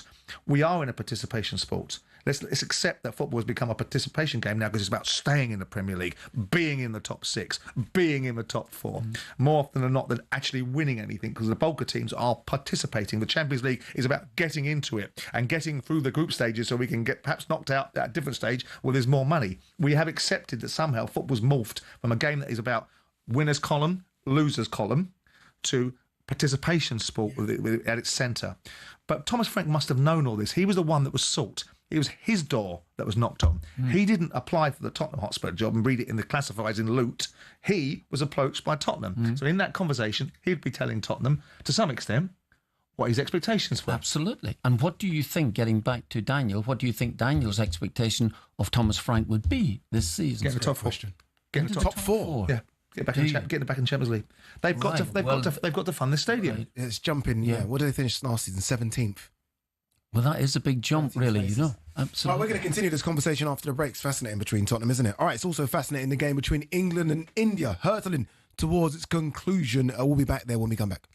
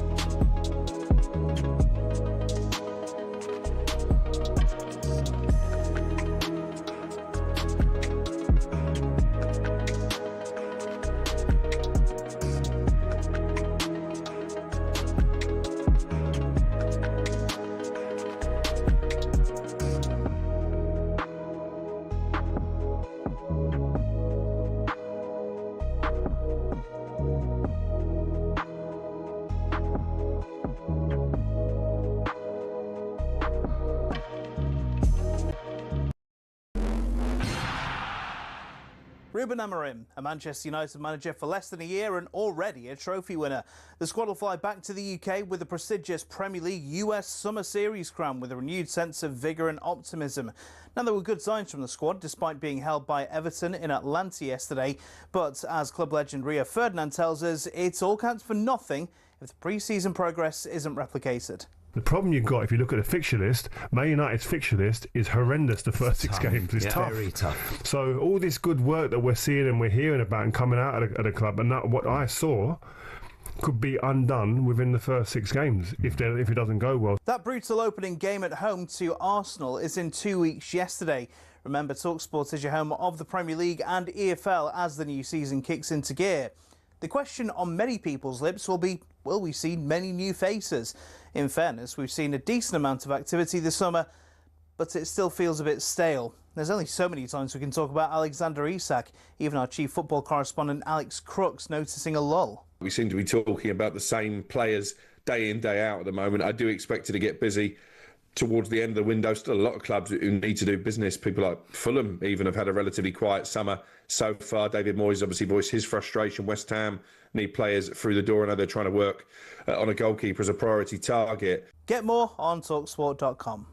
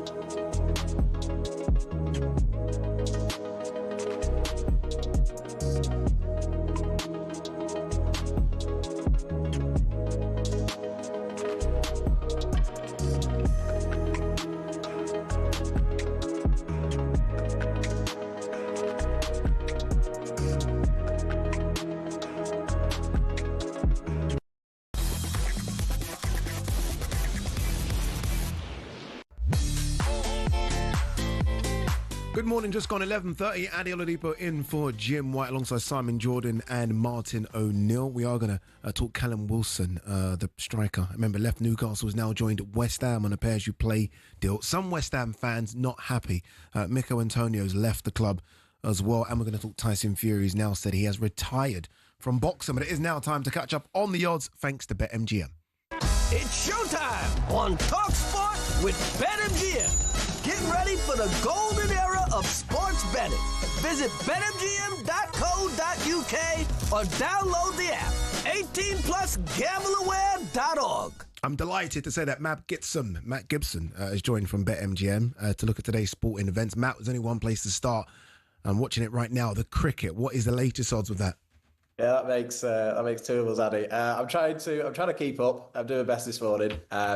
England are 23-20. Obviously, forget about the draw. India 4-6 at present. But this is Test match cricket at its best, isn't it? Something on paper that looks very, very simple, going down right to the wire, and Wokesy's padding up and batting left-handed if needs be to try and get it over the line. Certainly, after this, Addy, I'll be locked in for the final, whatever 17 runs that we need, or 2 wickets that India may or may not take. It's crazy. 5 days of cricket.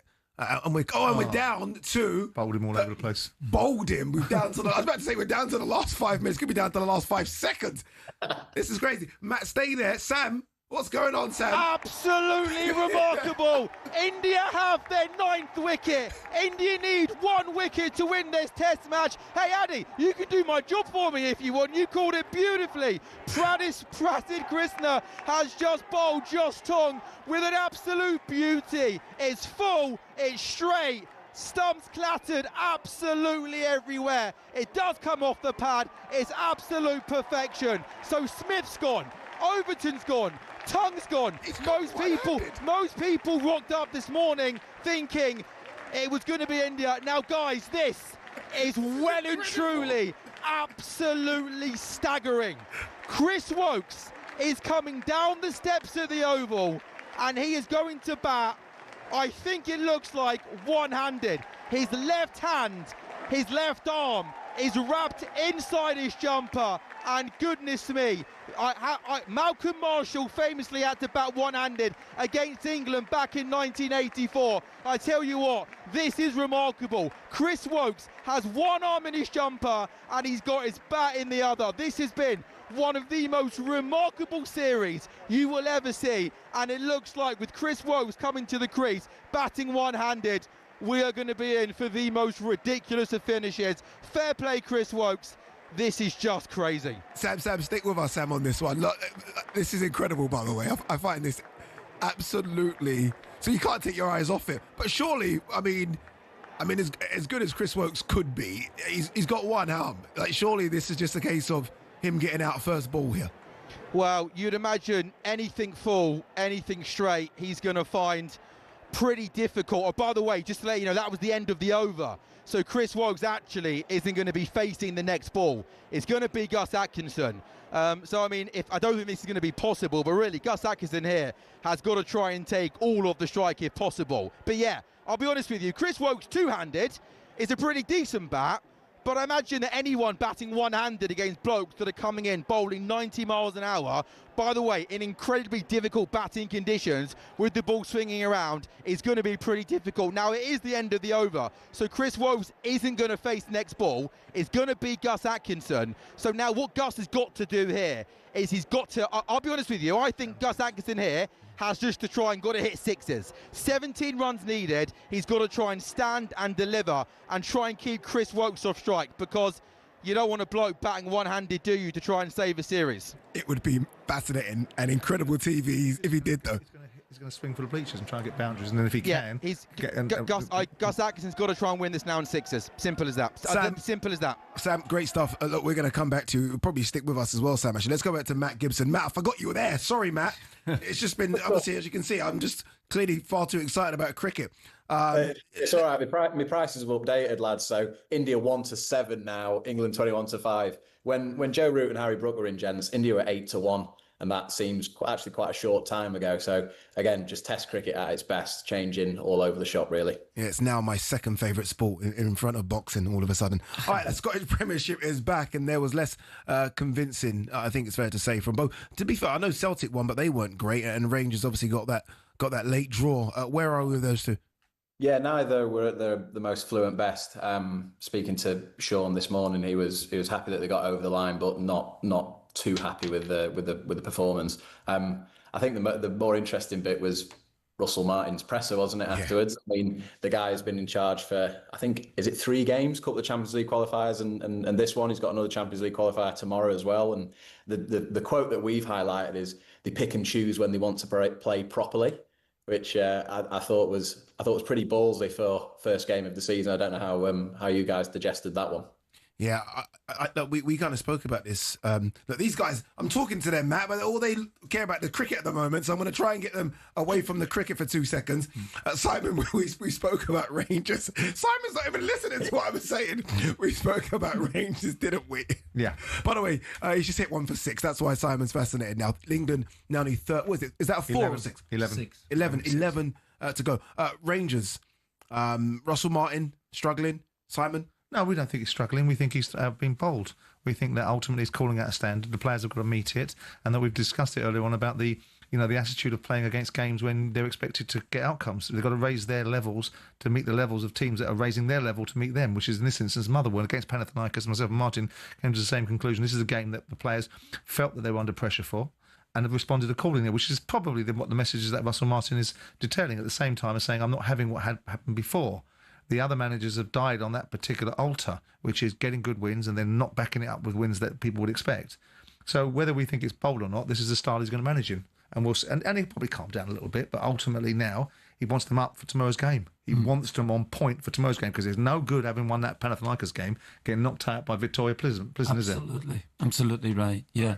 And although Celtic weren't very impressive yesterday, they still won the game. They won the game late on, so it's 2 points. And it sounds crazy even at this stage. You don't want to be dropping too many points behind. And I think this is the frustration with Russell Martin.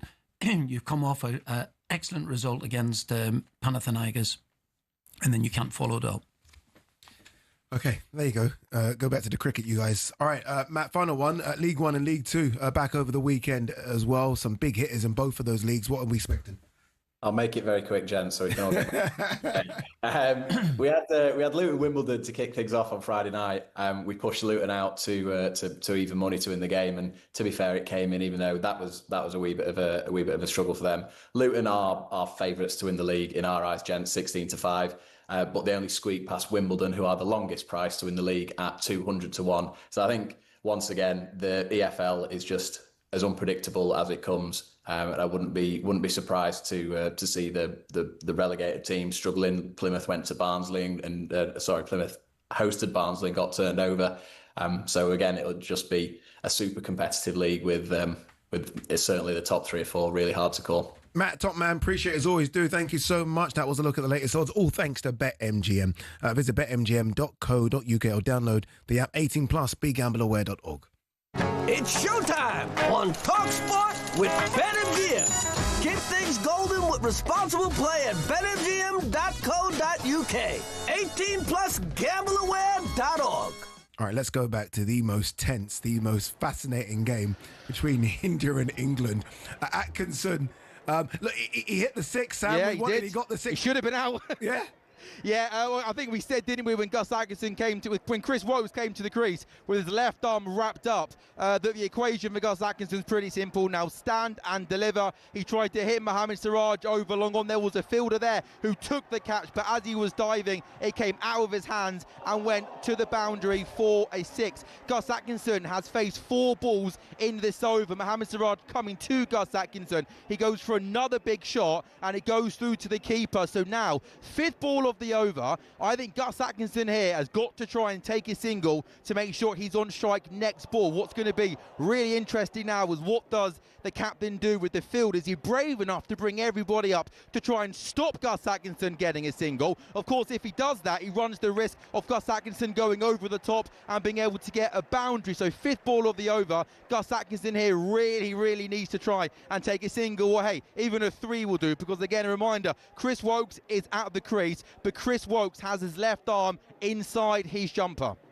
I don't want to leave you, but we've got to go for a break. All right, listening to Oladipo, Jordan and O'Neill on on talkSPORT with Selco Builders Warehouse. Check out these month's real deals at selcobw.com. Only one place to go when we come back. We're going to go back to the Oval and hope that England hang on for this one.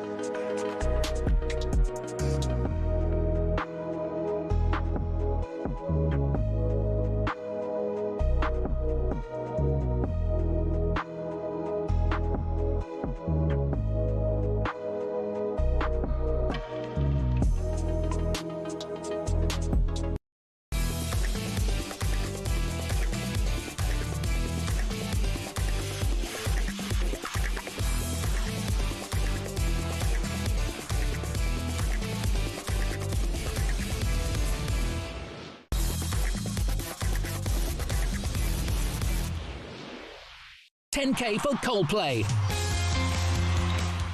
Good morning, Ade Oladipo, Simon Jordan and Martin O'Neill. It's all going off at the Oval. Before we go back there, just a quick reminder of our competition to win 10 grand and a VIP night out at Wembley Stadium. It ends tonight. That's right, we're giving you the chance to win 6 tickets in a private box for you and your mates. August 22nd, full hospitality.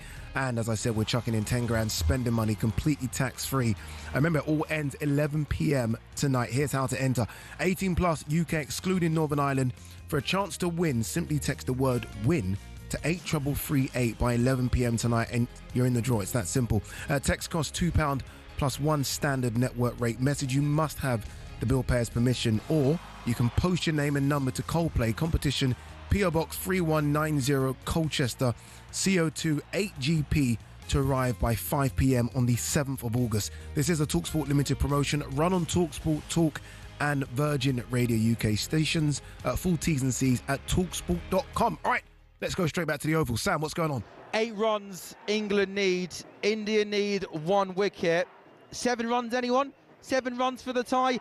Gus Atkinson's got 16. Chris Woakes in at number 11 has yet to face a ball. So in that respect, Gus Atkinson has done really, really well. It's been 9 balls since the final wicket, and all 9 balls have been faced by Gus Atkinson. He's hit a 6. On the final ball of the previous over, it went through to the keeper. They decided to run. If Jurel did hit the stumps, Chris Woakes would have been miles out. But I think, as I've mentioned here, Chris Woakes is batting one-handed. He's got his left arm wrapped up, and Gus Atkinson's got to try and take all the strike here. He's 2 hits away. 8 runs needed. Atkinson's got 16. Woakes yet to face a ball. The day started with England needing 35 runs, India needing 4 wickets. By the way, as well, India have been absolutely magnificent this morning. Assisted, sure, by some really, really good bowling conditions. As Krishna comes into Atkinson, it's a wide ball that Atkinson looks to flay into the offside, but it goes through to the keeper. But in India, led by their talisman Mohammad Siraj with 3 wickets this morning. They got Jamie Smith for 2. They got Overton LBW for Siraj, and then Krishna bowled tongue.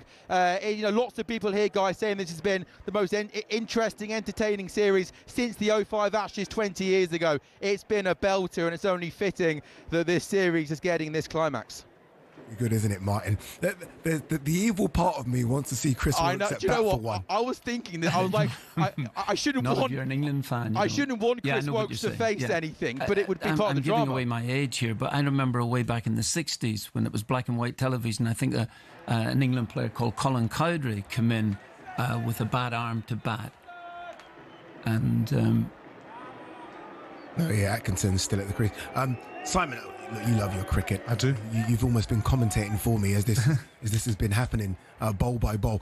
This is why, again, look, I still think boxing's the second best, but this is why cricket. This is also people love it. Also, cricket has evolved from the other formats that have come in. It's changed the Test format.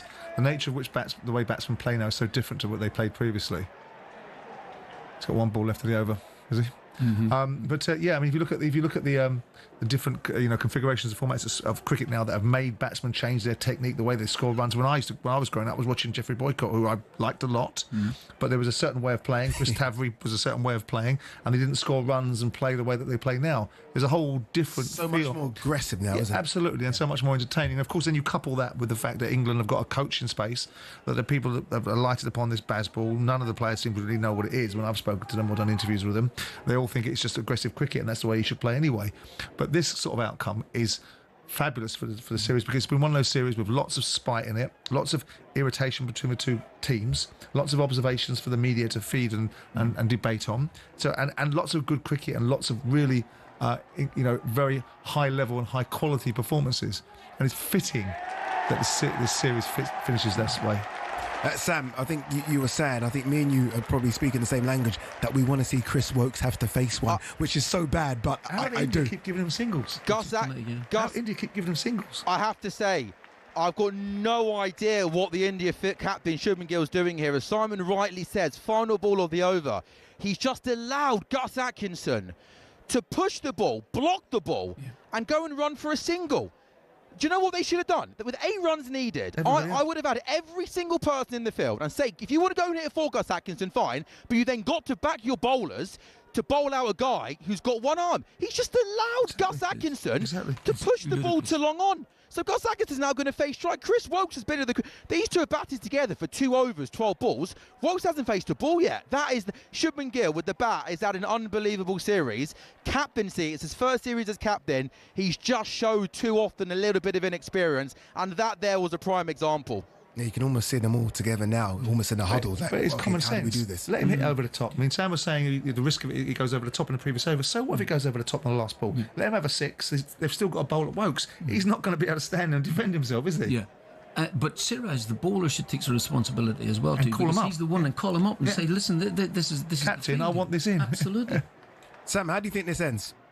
Oh, goodness me. Do you know, I'm going to back the boys. I'm going to back Gus Atkinson here. One more big shot. I mean, hey, maybe the tie. Could the tie be a thing here? Oh, no, we don't want that. Oh, we don't want the tie, do we? No. I mean, England are 2-1 up in this series, so I guess the tie game means that it would be an England victory. So it's going to be Mohamed Siraj who comes charging into Gus Atkinson. And there's a roar around the oval because Mohamed Siraj has bowled Gus Atkinson and India win one of the most dramatic test matches you will ever see. It's a Yorker, he bowls him, and Mohamed Siraj has a 5-wicket haul with Chris Woakes at the other end with one hand. Gus Atkinson had to take it on himself. He tried to go for the big shot over the leg side, but he's bowled. The oval erupts, many supporters, lots of Indian supporters in today. People from the India dressing room sprinting onto the pitch. Do not let anybody tell you that Test cricket is dead. It is well and truly alive. And I tell you what, it's only fitting from an India point of view that it's Mohamed Siraj, a heart of a lion. He's played all 5 Test matches. He bowls Gus Atkinson. India win by 6 runs, and one of the most pulsating series you will ever see is going to end 2-2. There'll always be this disappointment, I guess, from England fans. I guess being that close, Sam, but ultimately cricket's won here, hasn't it? I mean, this is the injection in the arm, pardon the pun with Chris Woakes being in a sling, but this is the injection in the arm that cricket needed. Has been, you know, this is a Test series that captivated the nation. He's even done a Sue. I tell you what, there we go. Perhaps a performance that Cristiano Ronaldo would have been proud of. Do you know what? He is the character, this guy. You know, he rubs people up the wrong way. He's had plenty to say all series, but sport needs characters. He wears his heart on his sleeve. He's been absolutely immense with the ball, and look at the scenes there behind him. Lots and lots of probably more Indian, feels like with the noise anyway, more Indian supporters inside the oval. But you're right, Ade, this series has had absolutely everything. Of course it's had plenty of good cricket, but there's been needle, there's been chat, there's been this pulsating finish, and you know, England, India, they always seem to deliver here in this country. But yeah, for England, this is a massive, massive blow. So much of the Brendan McCullum, Ben Stokes era was going to be judged on this series going to Australia. There's absolutely no doubt about it. But in the last couple of years, they've improved this England team. That's a fact. But with most eras, it's all going to come down to playing India and playing Australia. That's how teams, England cricket teams, are going to be judged. So, hey, to not have won this series is the blow. One thing I would say, I don't think India deserved to lose this series. I think if you go through the 5 Test matches, I think it's been a pretty even series. And I think if India went home tomorrow morning, back to India, losing 3-1, it would have felt harsh. So fair play to India, a young team, a new captain, big characters, your Kohlis, your Sharmas, your Ashwins, all retired in the last couple of months. A new leader, they fought hard, fought right to the end. And this morning, with ball in hand, they were absolutely magnificent. And let's just spare a thought for Chris Woakes, because he leaves having not faced a ball. But even the fact that he was willing to come out there and put his body on the line just shows everything you need to know about him as a character and as a man. Wow. Yeah. We all enjoyed that. What would your view be about Harry Brook and his dismissal yesterday? Do you know what, Martin? When you look at the dismissal in isolation, it's messy. It's an awful shot. But England got into that incredible position yesterday on, what was it, 301 for 3, largely thanks to Harry Brook. And he got to those runs by being aggressive, taking on the bowlers, trying to hit sixes. So whilst I was reporting on it yesterday, Martin, I was in awe of what he was doing. Some of the shots, some of the aggression, the ball striking, it was magic to watch. And England managed to get from 106 for 3 to 301 for 3 thanks to Harry Brook. So I find it hard to then come on here and then criticise him when one of the shots goes high in the air. Harry Brook, that's how he bats, and he got England into such a strong position by being bold, by being brave, by being aggressive. So I'm not going to criticise the shot. I'm sorry, I'm not. All right, Sam, great stuff. Drama, isn't it? Always drama when you're listening to talkSPORT. Just coming up to 12 o'clock.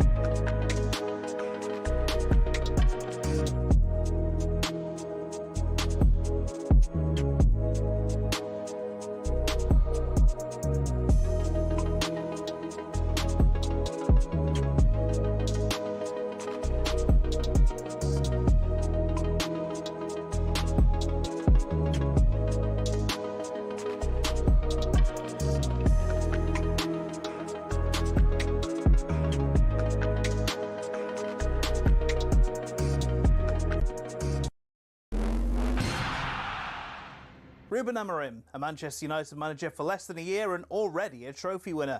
The squad will fly back to the UK with the prestigious Premier League US Summer Series crown with a renewed sense of vigour and optimism.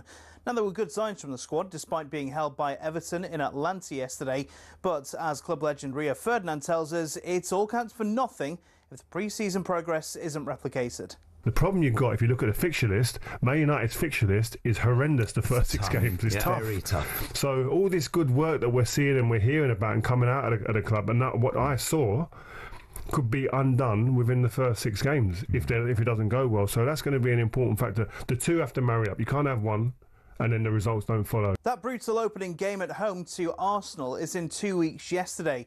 Remember, talkSPORT is your home of the Premier League and EFL as the new season kicks into gear. The question on many people's lips will be, will we see many new faces?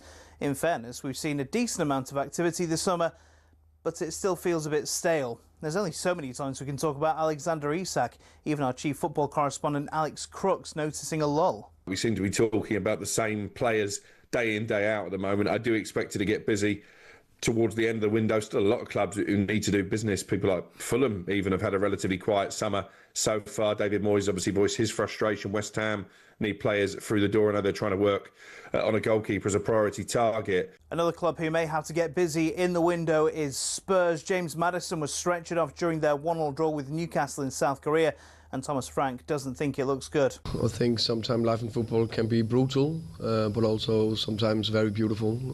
So I think it was brutal to what happened to Matters. It looks like a bad injury. Of course, we don't know exactly the status on it. It didn't look good. We are pretty sure it was the same knee that he had the previous injury. And what have you missed to play in a sport or a game? Well, the Island centre Bundy Aki has admitted he missed the birth of his child to play in the first British and Irish Lions test. Now, yes, it was his 5th child, so he's been there and he's done it before.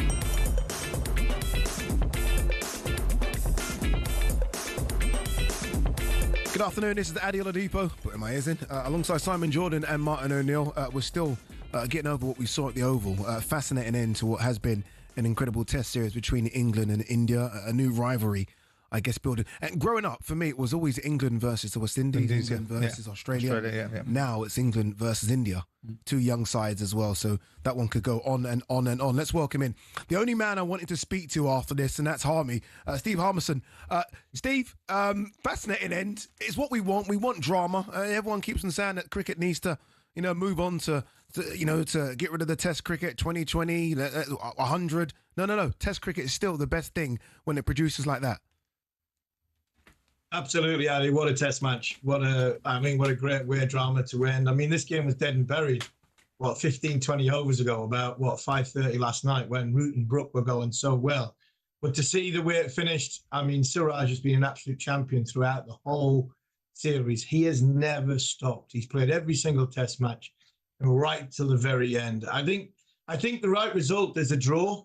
It is, because I think the way India have performed, I mean, the stats of this contest, they've took more new ball wickets. They've scored, individually, they've scored more runs than the majority of the England team. England have found a way in the games, which is a great characteristic to have. But what a brilliant finish, an absolute humdinger of a finish, and one I think, when we look back at the series, we'll say, right, it probably was a draw, fair result. Harmy, we always get carried away in the moment, don't we? The best test match we've ever seen and best one since the Ashes in 2005. How good was it? I mean, you've played in so many good ones. You've watched so many good ones. You've worked on them. How good was this?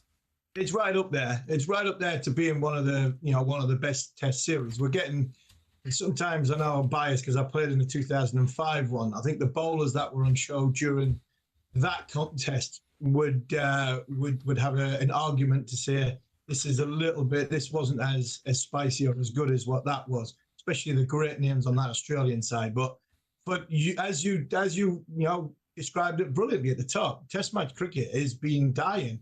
Even the likes of Michael Vaughan, who captained that famous team in 2005, he's been advocating for 4-day cricket. I mean, we wouldn't have had this finish if we had a 4-day game. So, look, I think you're right, but in sort of setting it up, Test match cricket needed an injection. I think it got one 20 years ago. I think it has one now. Australia played the West Indies about 3 weeks ago. And that series didn't just look like a different contest. It looked like a different sport to what India were playing against England. So it is alive. It is been a great series, and it will be remembered for quite a lot of things. Some close finishing, some individual brilliance, but also some spikiness as well. They've been really having a go at each other, these two, which I think we've all enjoyed, and that's what made the series better. But I think all in all, it just shows the best format of the game is the test format of the game because it challenges you the most. Yeah, and the numbers that turned up as well, Simon, we're looking at the Oval here. Bear in mind, a lot of those fans knew it was only going to be 45 minutes, an hour at most, and it was packed. Absolutely. I mean, we talk about the draw of cricket in terms of the idea that we went to the poll, to people that listen to these shows and talk about what their favourite sport is. Cricket is a fabulous sport, and when it's competed, when it's played in the way that these two teams have played, and there's been a lot of spike, a lot of observations, and people would wanted to see outcomes.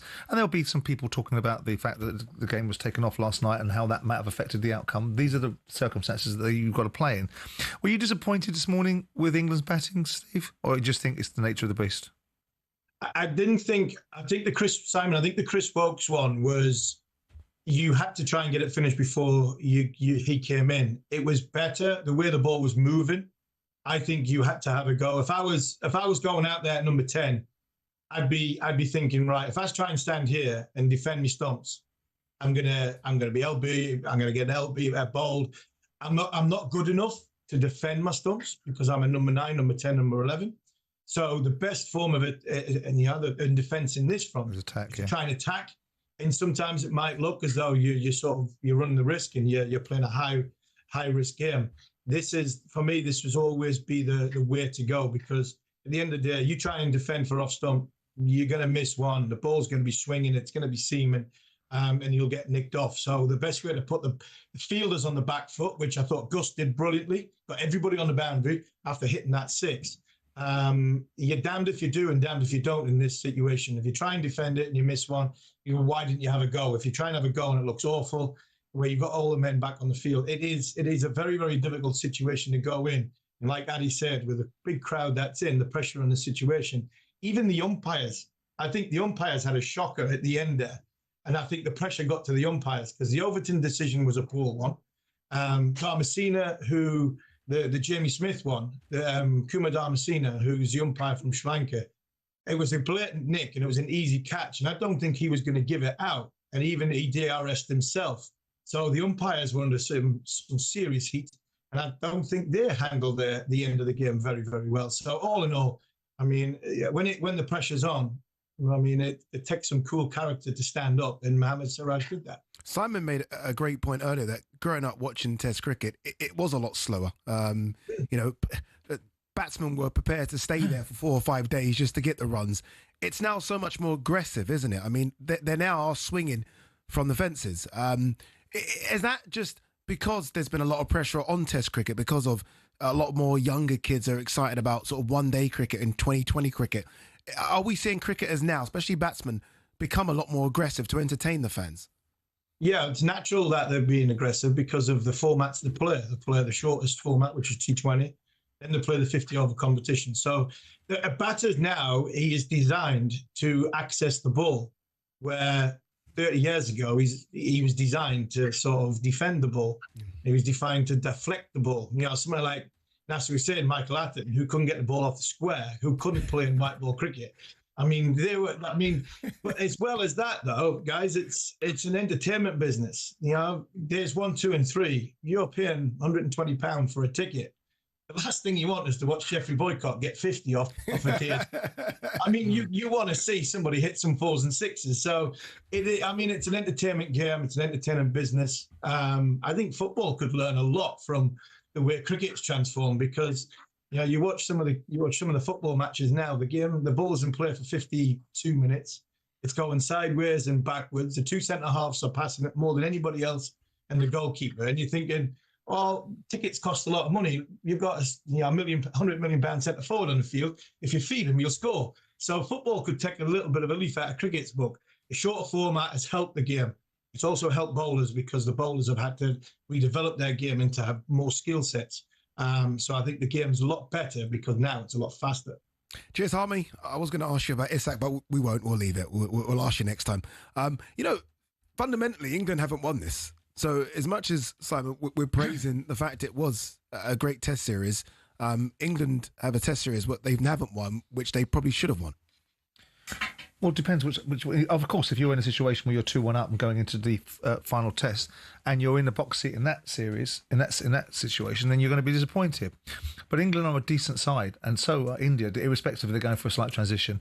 And as we've discussed and debated, actually, if you look on the balance of play, and people don't win things on the balance of play. Chelsea didn't win the 2012 European Cup final, whatever it was, 2012-2013, because they were a better side. They did it because they got an outcome in that individual game, and circumstances dictate that. That happens sometimes. But and the balance of how the two teams have played over 20-odd days that they've been playing, you would say that India have been slightly the better side.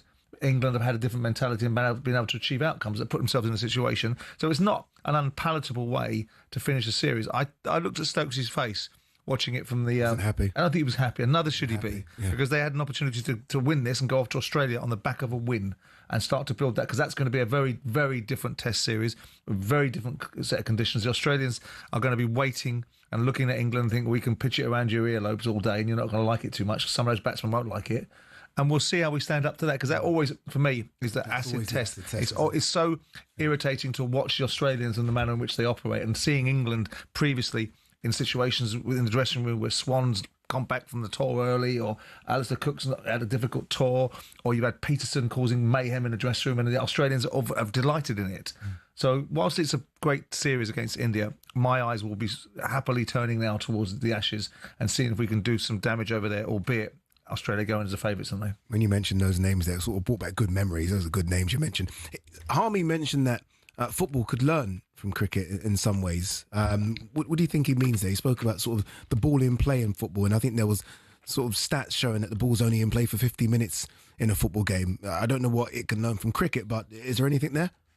I'm really not sure what he meant. You know, did he mean? I thought what he was going to say was because the Test match was very exciting, and he's been watching football, and where there's a lot of passing, passing. Maybe that was the point, but it didn't seem to come across like that there. All it did, he mentioned a couple of players. He mentioned Atherton. He mentioned Jeffrey Boycott. Jeffrey will, of course, retort by saying that he scored 100 hundreds, and it didn't matter how many days it took him to score those runs. He did do. The game has definitely changed, as Simon has said. It's changed, and it probably has changed for the better in terms of excitement. It's really great stuff. But again, I think it's a strange observation from Steve. I like Steve a lot. I think he's a brilliant observer, and he's also a very keen follower of football. What football can learn, yes, we've seen the fact that ball stays out of play too long, and they've already addressed that, talked about it, and tried to get the game into a different space. You've got full stadiums. You've got economics beyond the pale. You've got more engagement than you've ever had before. You're seeing more goals in football than you've had before. I think that's a moment of euphoria watching the sport that he's primarily indexed to and using it as a comparison for that moment rather than realistically saying that football needs to learn. And they need to change their formats. Yeah. They were dying on their arse. County cricket, by the way, is still dying on its backside. Of course it is. And it is. And also, here's the point. You know, we all love cricket here, but those people who don't love cricket, who may be watching that for the first time, think that's an inordinate amount of time for a fella to complete 6 balls, you know. By the time he runs up, the fella pats it down. And then he comes back. Look at the defence of football here against cricket. It's incredible. How dare Steve Harmison try and attack football? No. We love cricket. We also love football. We certainly do. All right, you're listening to Oladipo, Jordan and O'Neill with talkSPORT member Selco Builders Warehouse. It's where the trade go.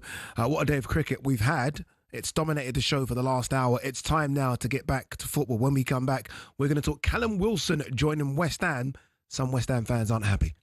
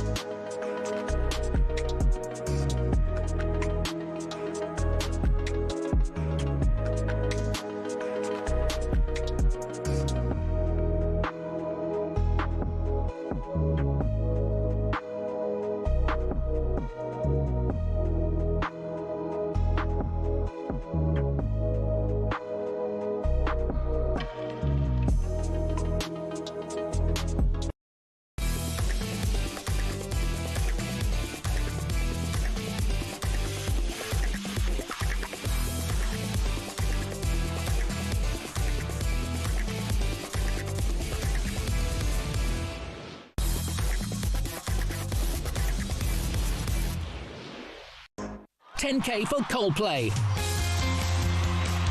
Good afternoon, Ade Oladipo alongside Simon Jordan and Martin O'Neill. You heard it there, 10 grand for Coldplay. Our competition to win 10 grand ends tonight.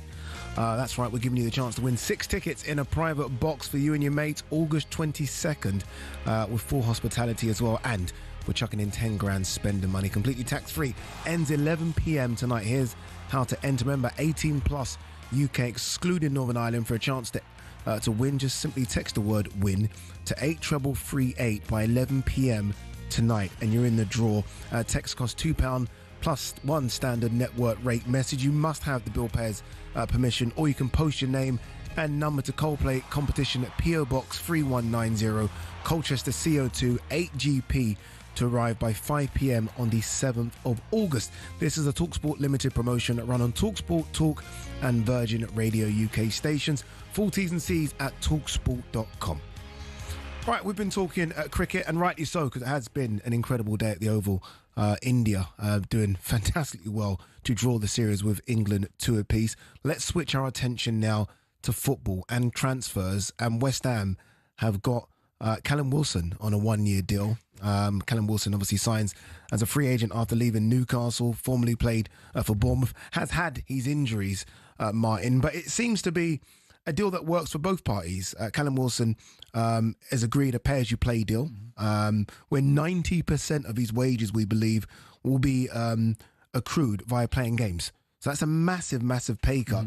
And for West Ham, I think they'll be looking at Graham Potter, that if they can get him fit, he still is one of the best strikers in the league if he can stay fit. Well, his record over the last couple of seasons would suggest that that's going to be a problem to do that there. But you're right. It's his problem. You need to be playing consecutive games for a start, to try and prove your fitness. It's not really been there with him in the last couple of years. He is 33 years of age. But as I say, if it's pay as you go type thing, then there's no harm done. I think what the West Ham fans are concerned about is that he's 33, Antonio's 35. Antonio's had a history with West Ham, so the fans do like him. But he's had a car accident. Looks as if his career is definitely on the wane. He was out of contract, was he? Yeah. At 30. And so I'm sorry, these things happen. They happen in football. You do get old. You've got the club doesn't have to keep you on as a player if they don't feel that you can contribute anymore. That's a decision they've made. So, but West Ham fans will have an affiliation with Antonio that they won't have with Callum Wilson. Yeah, very quickly before I get your thoughts on Callum Wilson, on the Antonio situation, Graham Potter said this, obviously West Ham is stateside at the moment. He says, we're in the process of speaking about what he wants to do in the future, so I wouldn't want to say too much. If anything, it will be a role, maybe looking at the under-21s, coaching, mentoring, that type of thing. But again, that will be up to him. So I guess that suggests that in terms of being on the pitch for West Ham, it's over for Antonio.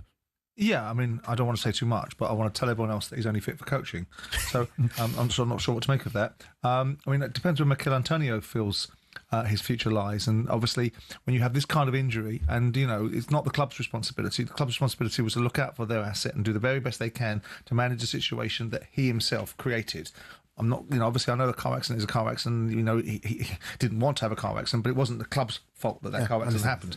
So when we're talking about the sentimentality of it, or about what the club should and shouldn't do, you have to be realistic about what things are and what things aren't. Callum Wilson is a player I like. I've always liked him. Interesting, he plays 18 games last season for Newcastle, gets released, played 18 games in 21-22, gets picked for the England World Cup squad. So, it's all about where you are at the time. I mean, of course, West Ham, I've not been pulling up trees. Potter hasn't hit the ground running. He spent a lot of time deliberating which club he was going to take, probably because it had something to do with the compensation he was getting from Chelsea, but he decided to land at West Ham.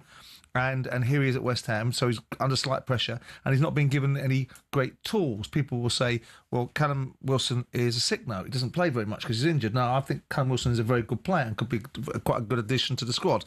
But they've got nothing else to say about what else is happening. If they bring Callum Wilson in and then another 50, 60, 70, 80, 90, 100 million other players, no one's going to be focused on West Ham and Callum Wilson. They're going to be focused on what they've got. What they're looking at at this moment in time, is that it? Is that all we're getting? How many steps back? Because I was going to ask, have they gone back? And I think the answer is yes. How many steps have they gone back from the West Ham that won the Conference League, the Europa Conference League? Because I think West Ham fans will be looking at that thinking, have we kicked on from that? I don't think they have kicked on, no. And I think that, like everything, everybody pre-season starts off with a bit of ambition. You find out that you want to get a couple of extra players in because you feel as if you can do something, and then reality sits in or creeps in, and you lose a bit of momentum early on in the season. You're talking about this Antonio leaving the football club. Kind of reminds me. I must tell you this. It was my my final days in football, where I picked up a cruciate injury when I was at Notts County. It was in February time. I was 32 years of age, and By the way, how can you be a Nottingham Forest player that went to Notts County? I know. Hold on. I love the way you tried to simply skid over that one. No, I wasn't quite skidding a big over conversation, it. that might. Wasn't skidding over it. And so I did my cruciate. It was February. My contract was out at the end of the season. Jack Dunnett, who was the chairman of Notts County, brings me into his office. Jack was a Labour MP as well, too. Labour MP, he owned half of London at the time. And so he said to me, I'm sorry, we're not renewing your contract. I was actually in crutches. I walked in crutches. I said, well, cheers, mate. Thank you very much for that. That was really good. And that was it. So what I'm saying is that the club don't have any responsibility for it. That's too bad. And you're surplus to requirements. West Ham going backwards. Well, let's be careful, because they were a lot of that. We used to listen to it quite regularly. The West Ham fans were sick and tired of watching Moyes' football. Yeah, it's dull. It's sideways. There's no offensiveness. We play on. We're a reactive side. Well, you've got something different now, haven't you? Yeah. And so you get what you wish for to some extent. Interestingly, see what happens with people like Jared Bowen, because he's a prized asset. You never see him being linked with anybody else really of any significance, because he's a good player. He's very good. Maybe Danny Dyer has some influence over that, because he's a big West Ham fan, isn't he? He certainly is. On Callum Wilson, very quickly, are the fans right to critique him before he's even kicked the ball? I mean, some fans are unhappy he's there. I don't think so. I think that. Give him a chance, surely. Yeah, absolutely. He's got to have a chance. And if he proves he's fit, then then he could be an asset. They're not critiquing him. They're critiquing the lack of ambition that they perceive the football club to have. They'll see it as a free transfer, not even a transfer with a wage attached to it, because it's pay as you play. So as I said to you a moment ago, if West Ham had gone out and spent, I'm not suggesting this should be what they do, gone out and spent £120 million on players, and Callum Wilson was one of those players that came in on a pay to play, there wouldn't be the same focus. It's because they've not done that. They've not given the manager much tools, and they'll look like they're trying to do everything on the cheap. Yeah. That's the reasons why fans will focus on Callum Wilson. They won't be about Callum Wilson. Callum Wilson's a good player. Yeah. West Ham at the moment, in terms of their forward lineup, obviously discounting Jared Bowen, straight through the middle, it's Nicholas Fulkrug, 32, Callum Wilson, obviously his injury is 33. That's why West Ham fans are upset. That's why. Absolutely right. All right, up next, we're going to switch gears. We're going to go and speak to Italian football correspondent Daniela Fisichella after Ademola Lookman spoke out against his club Atalanta, and Dele Alli's comments as well. Remember, Dele Alli's time at Lake Como looks to be coming to an end.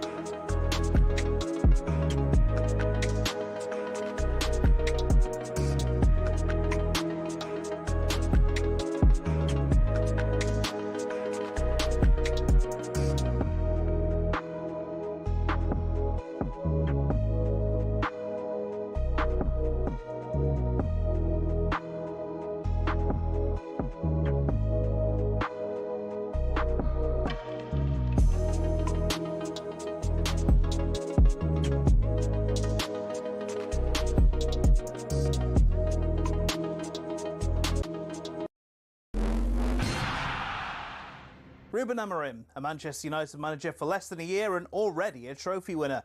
The squad will fly back to the UK with the prestigious Premier League US Summer Series crown with a renewed sense of vigour and optimism. Now, there were good signs from the squad despite being held by Everton in Atlanta yesterday. But as club legend Rio Ferdinand tells us, it all counts for nothing if the pre-season progress isn't replicated. The problem you've got, if you look at the fixture list, Man United's fixture list is horrendous the first six games. It's tough. Very tough. So all this good work that we're seeing and we're hearing about and coming out of the club, and that, what I saw could be undone within the first six games if it doesn't go well. That brutal opening game at home to Arsenal is in 2 weeks yesterday. Remember, talkSPORT is your home of the Premier League and EFL as the new season kicks into gear. The question on many people's lips will be, will we see many new faces? In fairness, we've seen a decent amount of activity this summer, but it still feels a bit stale. There's only so many times we can talk about Alexander Isak, even our chief football correspondent Alex Crooks noticing a lull. We seem to be talking about the same players day in, day out at the moment. I do expect it to get busy towards the end of the window. Still a lot of clubs who need to do business. People like Fulham even have had a relatively quiet summer so far. David Moyes obviously voiced his frustration. West Ham need players through the door. I know they're trying to work on a goalkeeper as a priority target. Get more on talksport.com.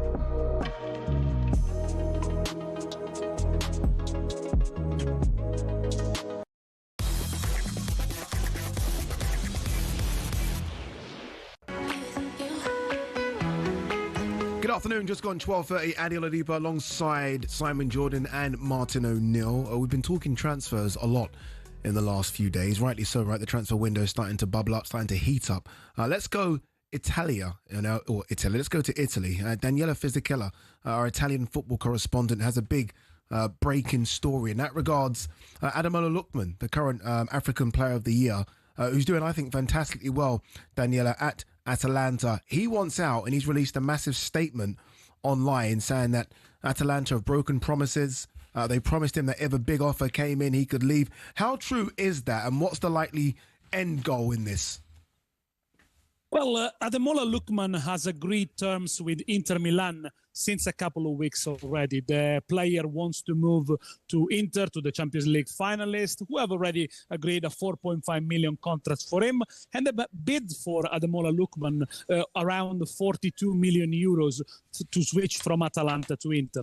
The issue is that the player, the Nigerian player, was promised last season around this period in the summer that had a good offer coming for him, he would have been able to move. Last season, PSG were thinking about bidding for Lookman. In the end, it didn't happen. In January, then they preferred to sign Kvaratskhelia, so the move was put on hold.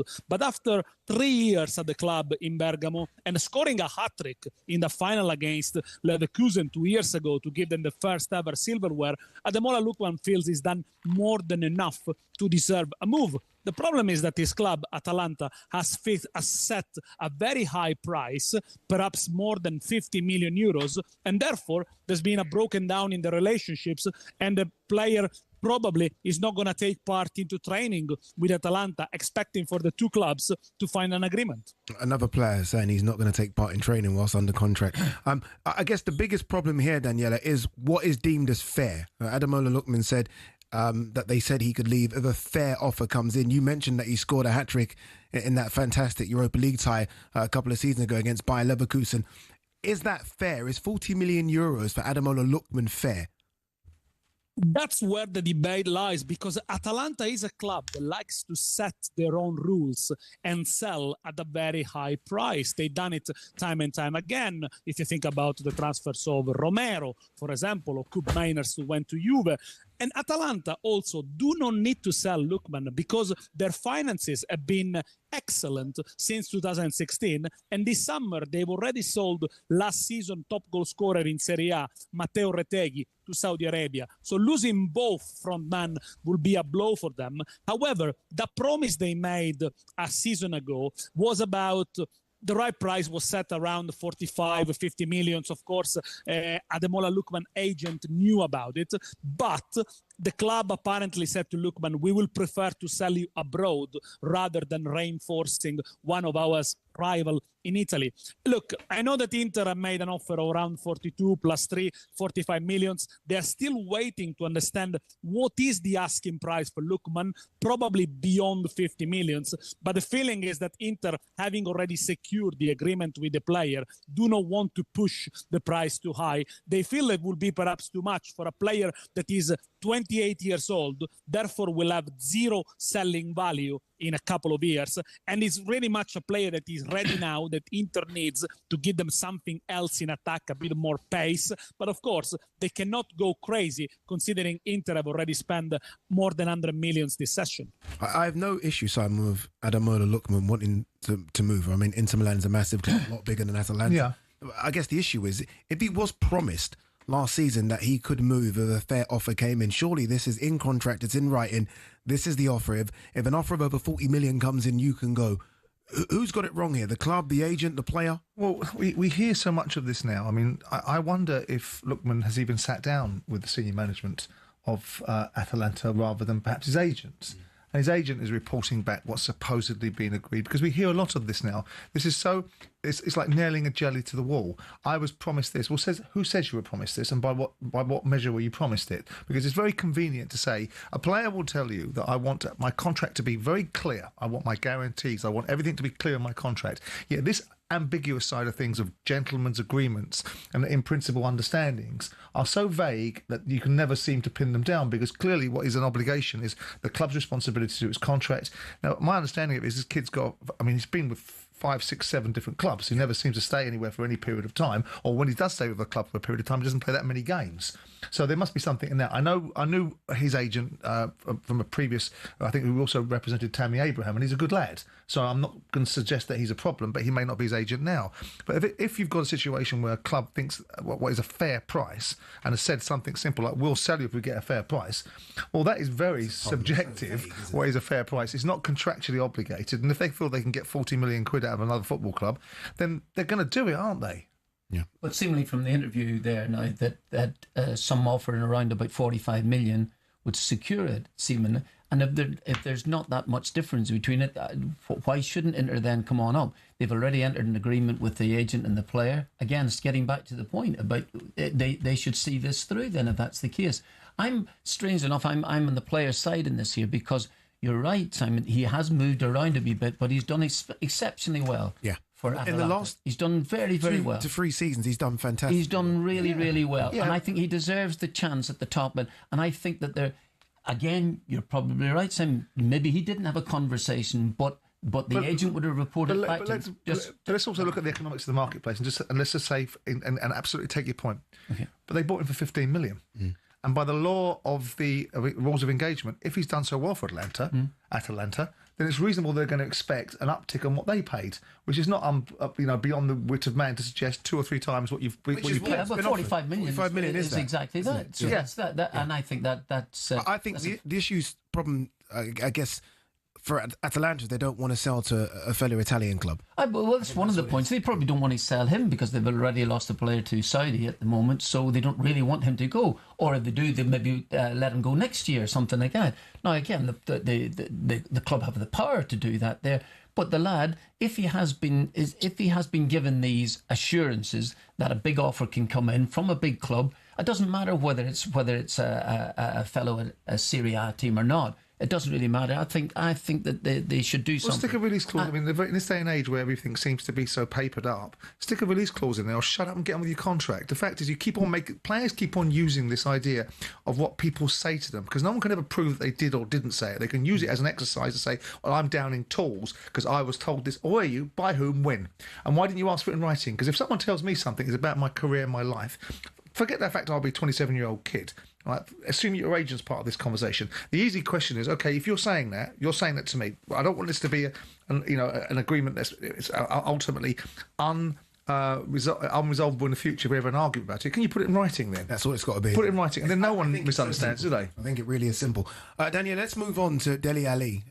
Look, we've all been following his story, and everyone hoped that backs the Dele Alli project, that this now move to Lake Como would have been the kickstart for his career to be reignited. We are now hearing that he's going to leave the club. There was a lot of talk about potentially retiring. We'll focus on that another time. But is he leaving Lake Como? What is the situation with Dele Alli?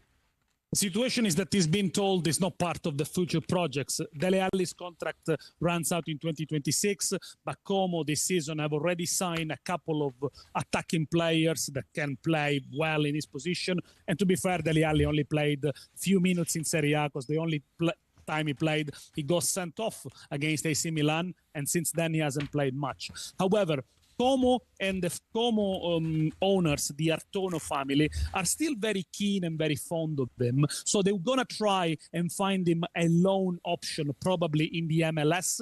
It's very unlikely any other European club is going to approach Dele Alli or Como. But because the contract is still long and they still like him, and despite his very poor experience in terms of football, he was very much liked in the environment and by the fans. I remember Como fans applauding him even when he was going to training, even when he was warming up but not going into the pitch. And of course, his experience on the pitch was very unfortunate. But in terms of the next Serie A season, Como have got pretty much a full roster. They invested a lot of millions in young players this season, so unlikely there is a space for Dele Alli. However, yes, the player has considered retirement, but it could be a plan B, another option, and perhaps trying to extend his playing career for a further few months across the pond. As much as, again, as Daniele said there, he's getting applauded by the fans and everyone seems to kind of have taken him on board. He's not playing football. That's right. He's not playing. And hasn't kicked a ball, really, for Como. He did get sent off, that's true, but that's not the reason. You get sent off and you miss a couple of matches, then you get back into the fold again. I kept an eye on Como for the last couple of years, in fact, and I know he wouldn't have played 100 minutes in his whole time there. So he signed an extra year. And it's okay. It's nice to know that the chairman loves you and that that everybody's fine and you're happy and you'll make the chairman a cup of coffee or whatever they want to do. But no, they want him off the books. That's as simple as that. They want him off the books. And the last thing, if I was somebody thinking about taking him on and then hearing he's thinking about retirement, I'm thinking, well, what's in his head at this minute? He hasn't kicked a ball. He's been a really fine player quite a number of years ago and hasn't done it for a considerable length of time now. And I would, retirement might be something, or perhaps America, but there's no question about it. Como want him off the books. It's a shame, isn't it, watching someone talented almost just waste it away. Well, these are his choices. I mean, I'm not in the empathetic game. I looked at him, I watched him rock up to Everton, walk on the pitch looking like a refugee from the Pirates of the Caribbean, walking onto a big football pitch, not, being introduced to the fans.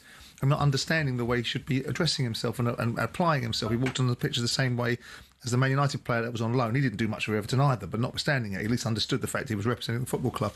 I know we've got a backstory. We never heard the backstory about the challenges that Dele had in his young private life when he was on top. We only heard about it when things weren't going his way. Listen, these are the choices that he's made. He's done very well out of football. This is one of the cautionary tales of football, that ultimately you can get too much too soon, not have the right people around you. At one point he had a very good agent, Rob Seagal, looking after him. Whether that change of agent changed the direction and changed the way opportunities. At one point, he was a very exciting footballer. I didn't think he was ever at the level that people raved about. But I remember having a conversation with Gordon Strachan. Strachan thought he was brilliant. Thought he was the best number 10 in the world at the time, and really made a case for it. And I'm not going to argue with Gordon Strachan and suggest that my knowledge goes anywhere near his. Yeah.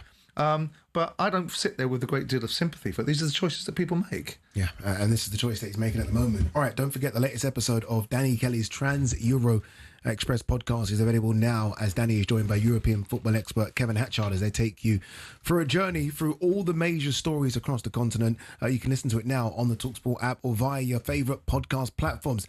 All right, this is big. We promised you, didn't we? I said we're going to get hold of them before the end of the show, and our producer, Ollie Stevenson's done a cracking job. When we come back, we are going to hear from the Punjab Warriors about how they tried to buy Morecambe.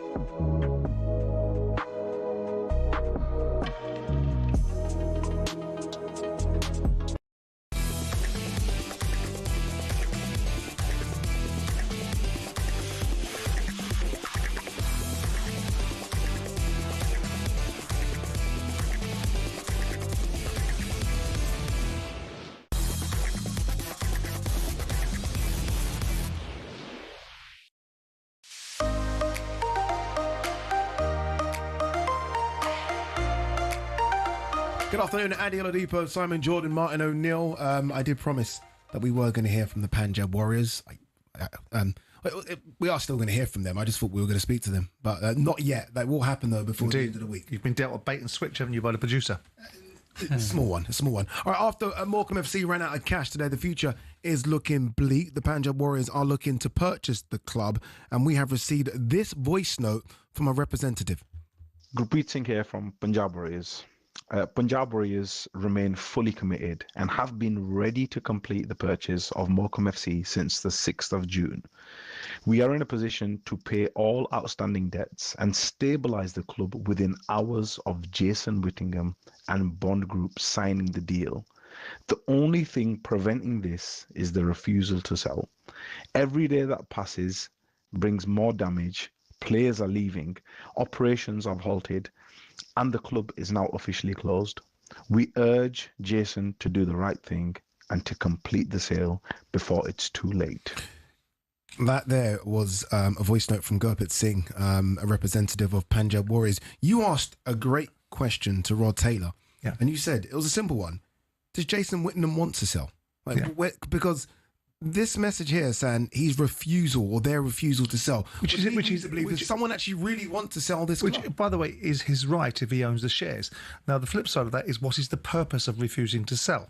Because if you're refusing to sell and the football club is going to be removed, taken out of its ability to compete, what are you going to be left with? You're going to be left with a piece of land that probably has an order around it that can only be used for sporting land. So clearly one would think that there must be some method to his madness, unless he's a complete and utter loon, just wants to see the world burn. I would suspect it's probably because he wants to see if he can bring some more money out of it.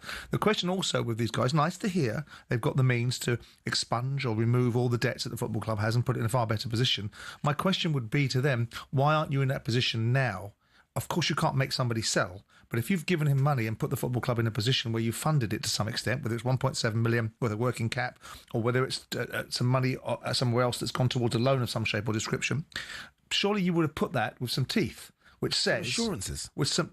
sure, I mean, they're probably secured against a stadium, so the loan that we talked about with the other fellow that came on earlier on that wanted to run around calling everybody a fraud, I'm sure that's been secured against the asset. But then the other amount of money that's there must have some teeth, and that teeth would be, you don't do what you say you're going to do, then we have some ability to be able to control our own destiny. That's a curiosity to me why they aren't in that position already.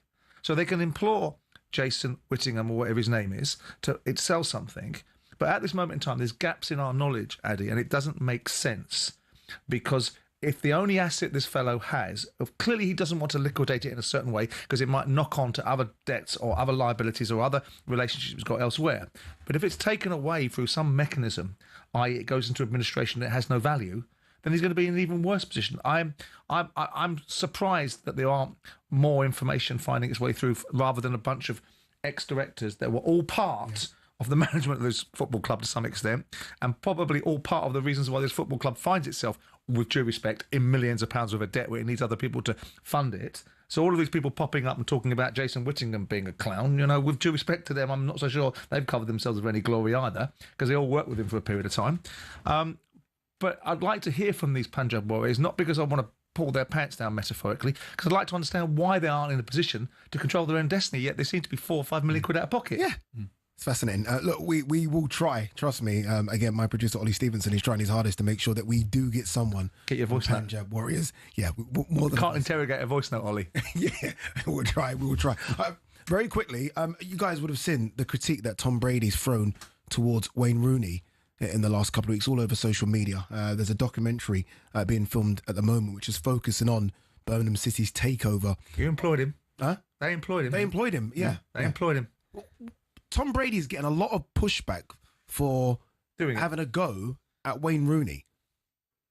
I don't see anything pushback from whom. I mean, I think it was a poor appointment. I think it was a poor appointment. I think there was only one worse appointment than the ridiculous nonsense that the Plymouth owner came into the studio and said that he never based his decisions appointing a manager on what they'd done previously. When I pushed back and said, well, Wayne's got no track record of success. What you've got is an evidence of the Birmingham situation. The MLS situation wasn't covering itself in glory. And at Derby, I think Liam Rossini was a lot of the intellectual capital. We don't judge things upon people's past records. Wow, okay, I guess you don't. And 6 months later, Wayne Rooney's out of a job. I'm not surprised that Tom Brady said that. What is Brady's criticism of him? Undermotivated. Yeah. Under-aroused. Yeah. Not enough passion as well, yeah. motivation of players. Yeah. No urgency. No seeming high levels of intensity. Yeah. Now, I don't think you can criticise his tactical knowledge, because I would imagine you can write down on a postage stamp what Tom Brady knows about English football. I'm sure he knows an inordinate amount of the sport that he was an expert in, but he doesn't know about the tactics of English football, irrespective of what book he may or may not have read. You either know it or you don't, and he's got no experience. What he'll know about is intensity. He'll know about intensity. And 100%. Oh, absolutely. No doubt about that. Yeah. And work ethic. And he has every right to say it. He has. You've seen other videos of him talking about other clubs' fan bases as well. I've seen pop up on social media, i.e. our mate Dara's fans and their attitude towards Birmingham City. Yeah, he's an interesting man, Tom Brady. All right, at 1 p.m, we are going to find out who Crystal Palace will play in their Conference League playoff round opponents. Remember, their case at CAS will take place on Friday, with the result discovered next Monday, as they look to overturn their demotion, with Nottingham Forest, by the way, taking their place in the Europa League. We'll see how all that plays out, and we'll let you know. Thank you so much to Simon Jordan. Thank you so much to Martin O'Neill as well. Stick with us at 1 o'clock. Paul Hawksby and Perry Groves are in the hot seats.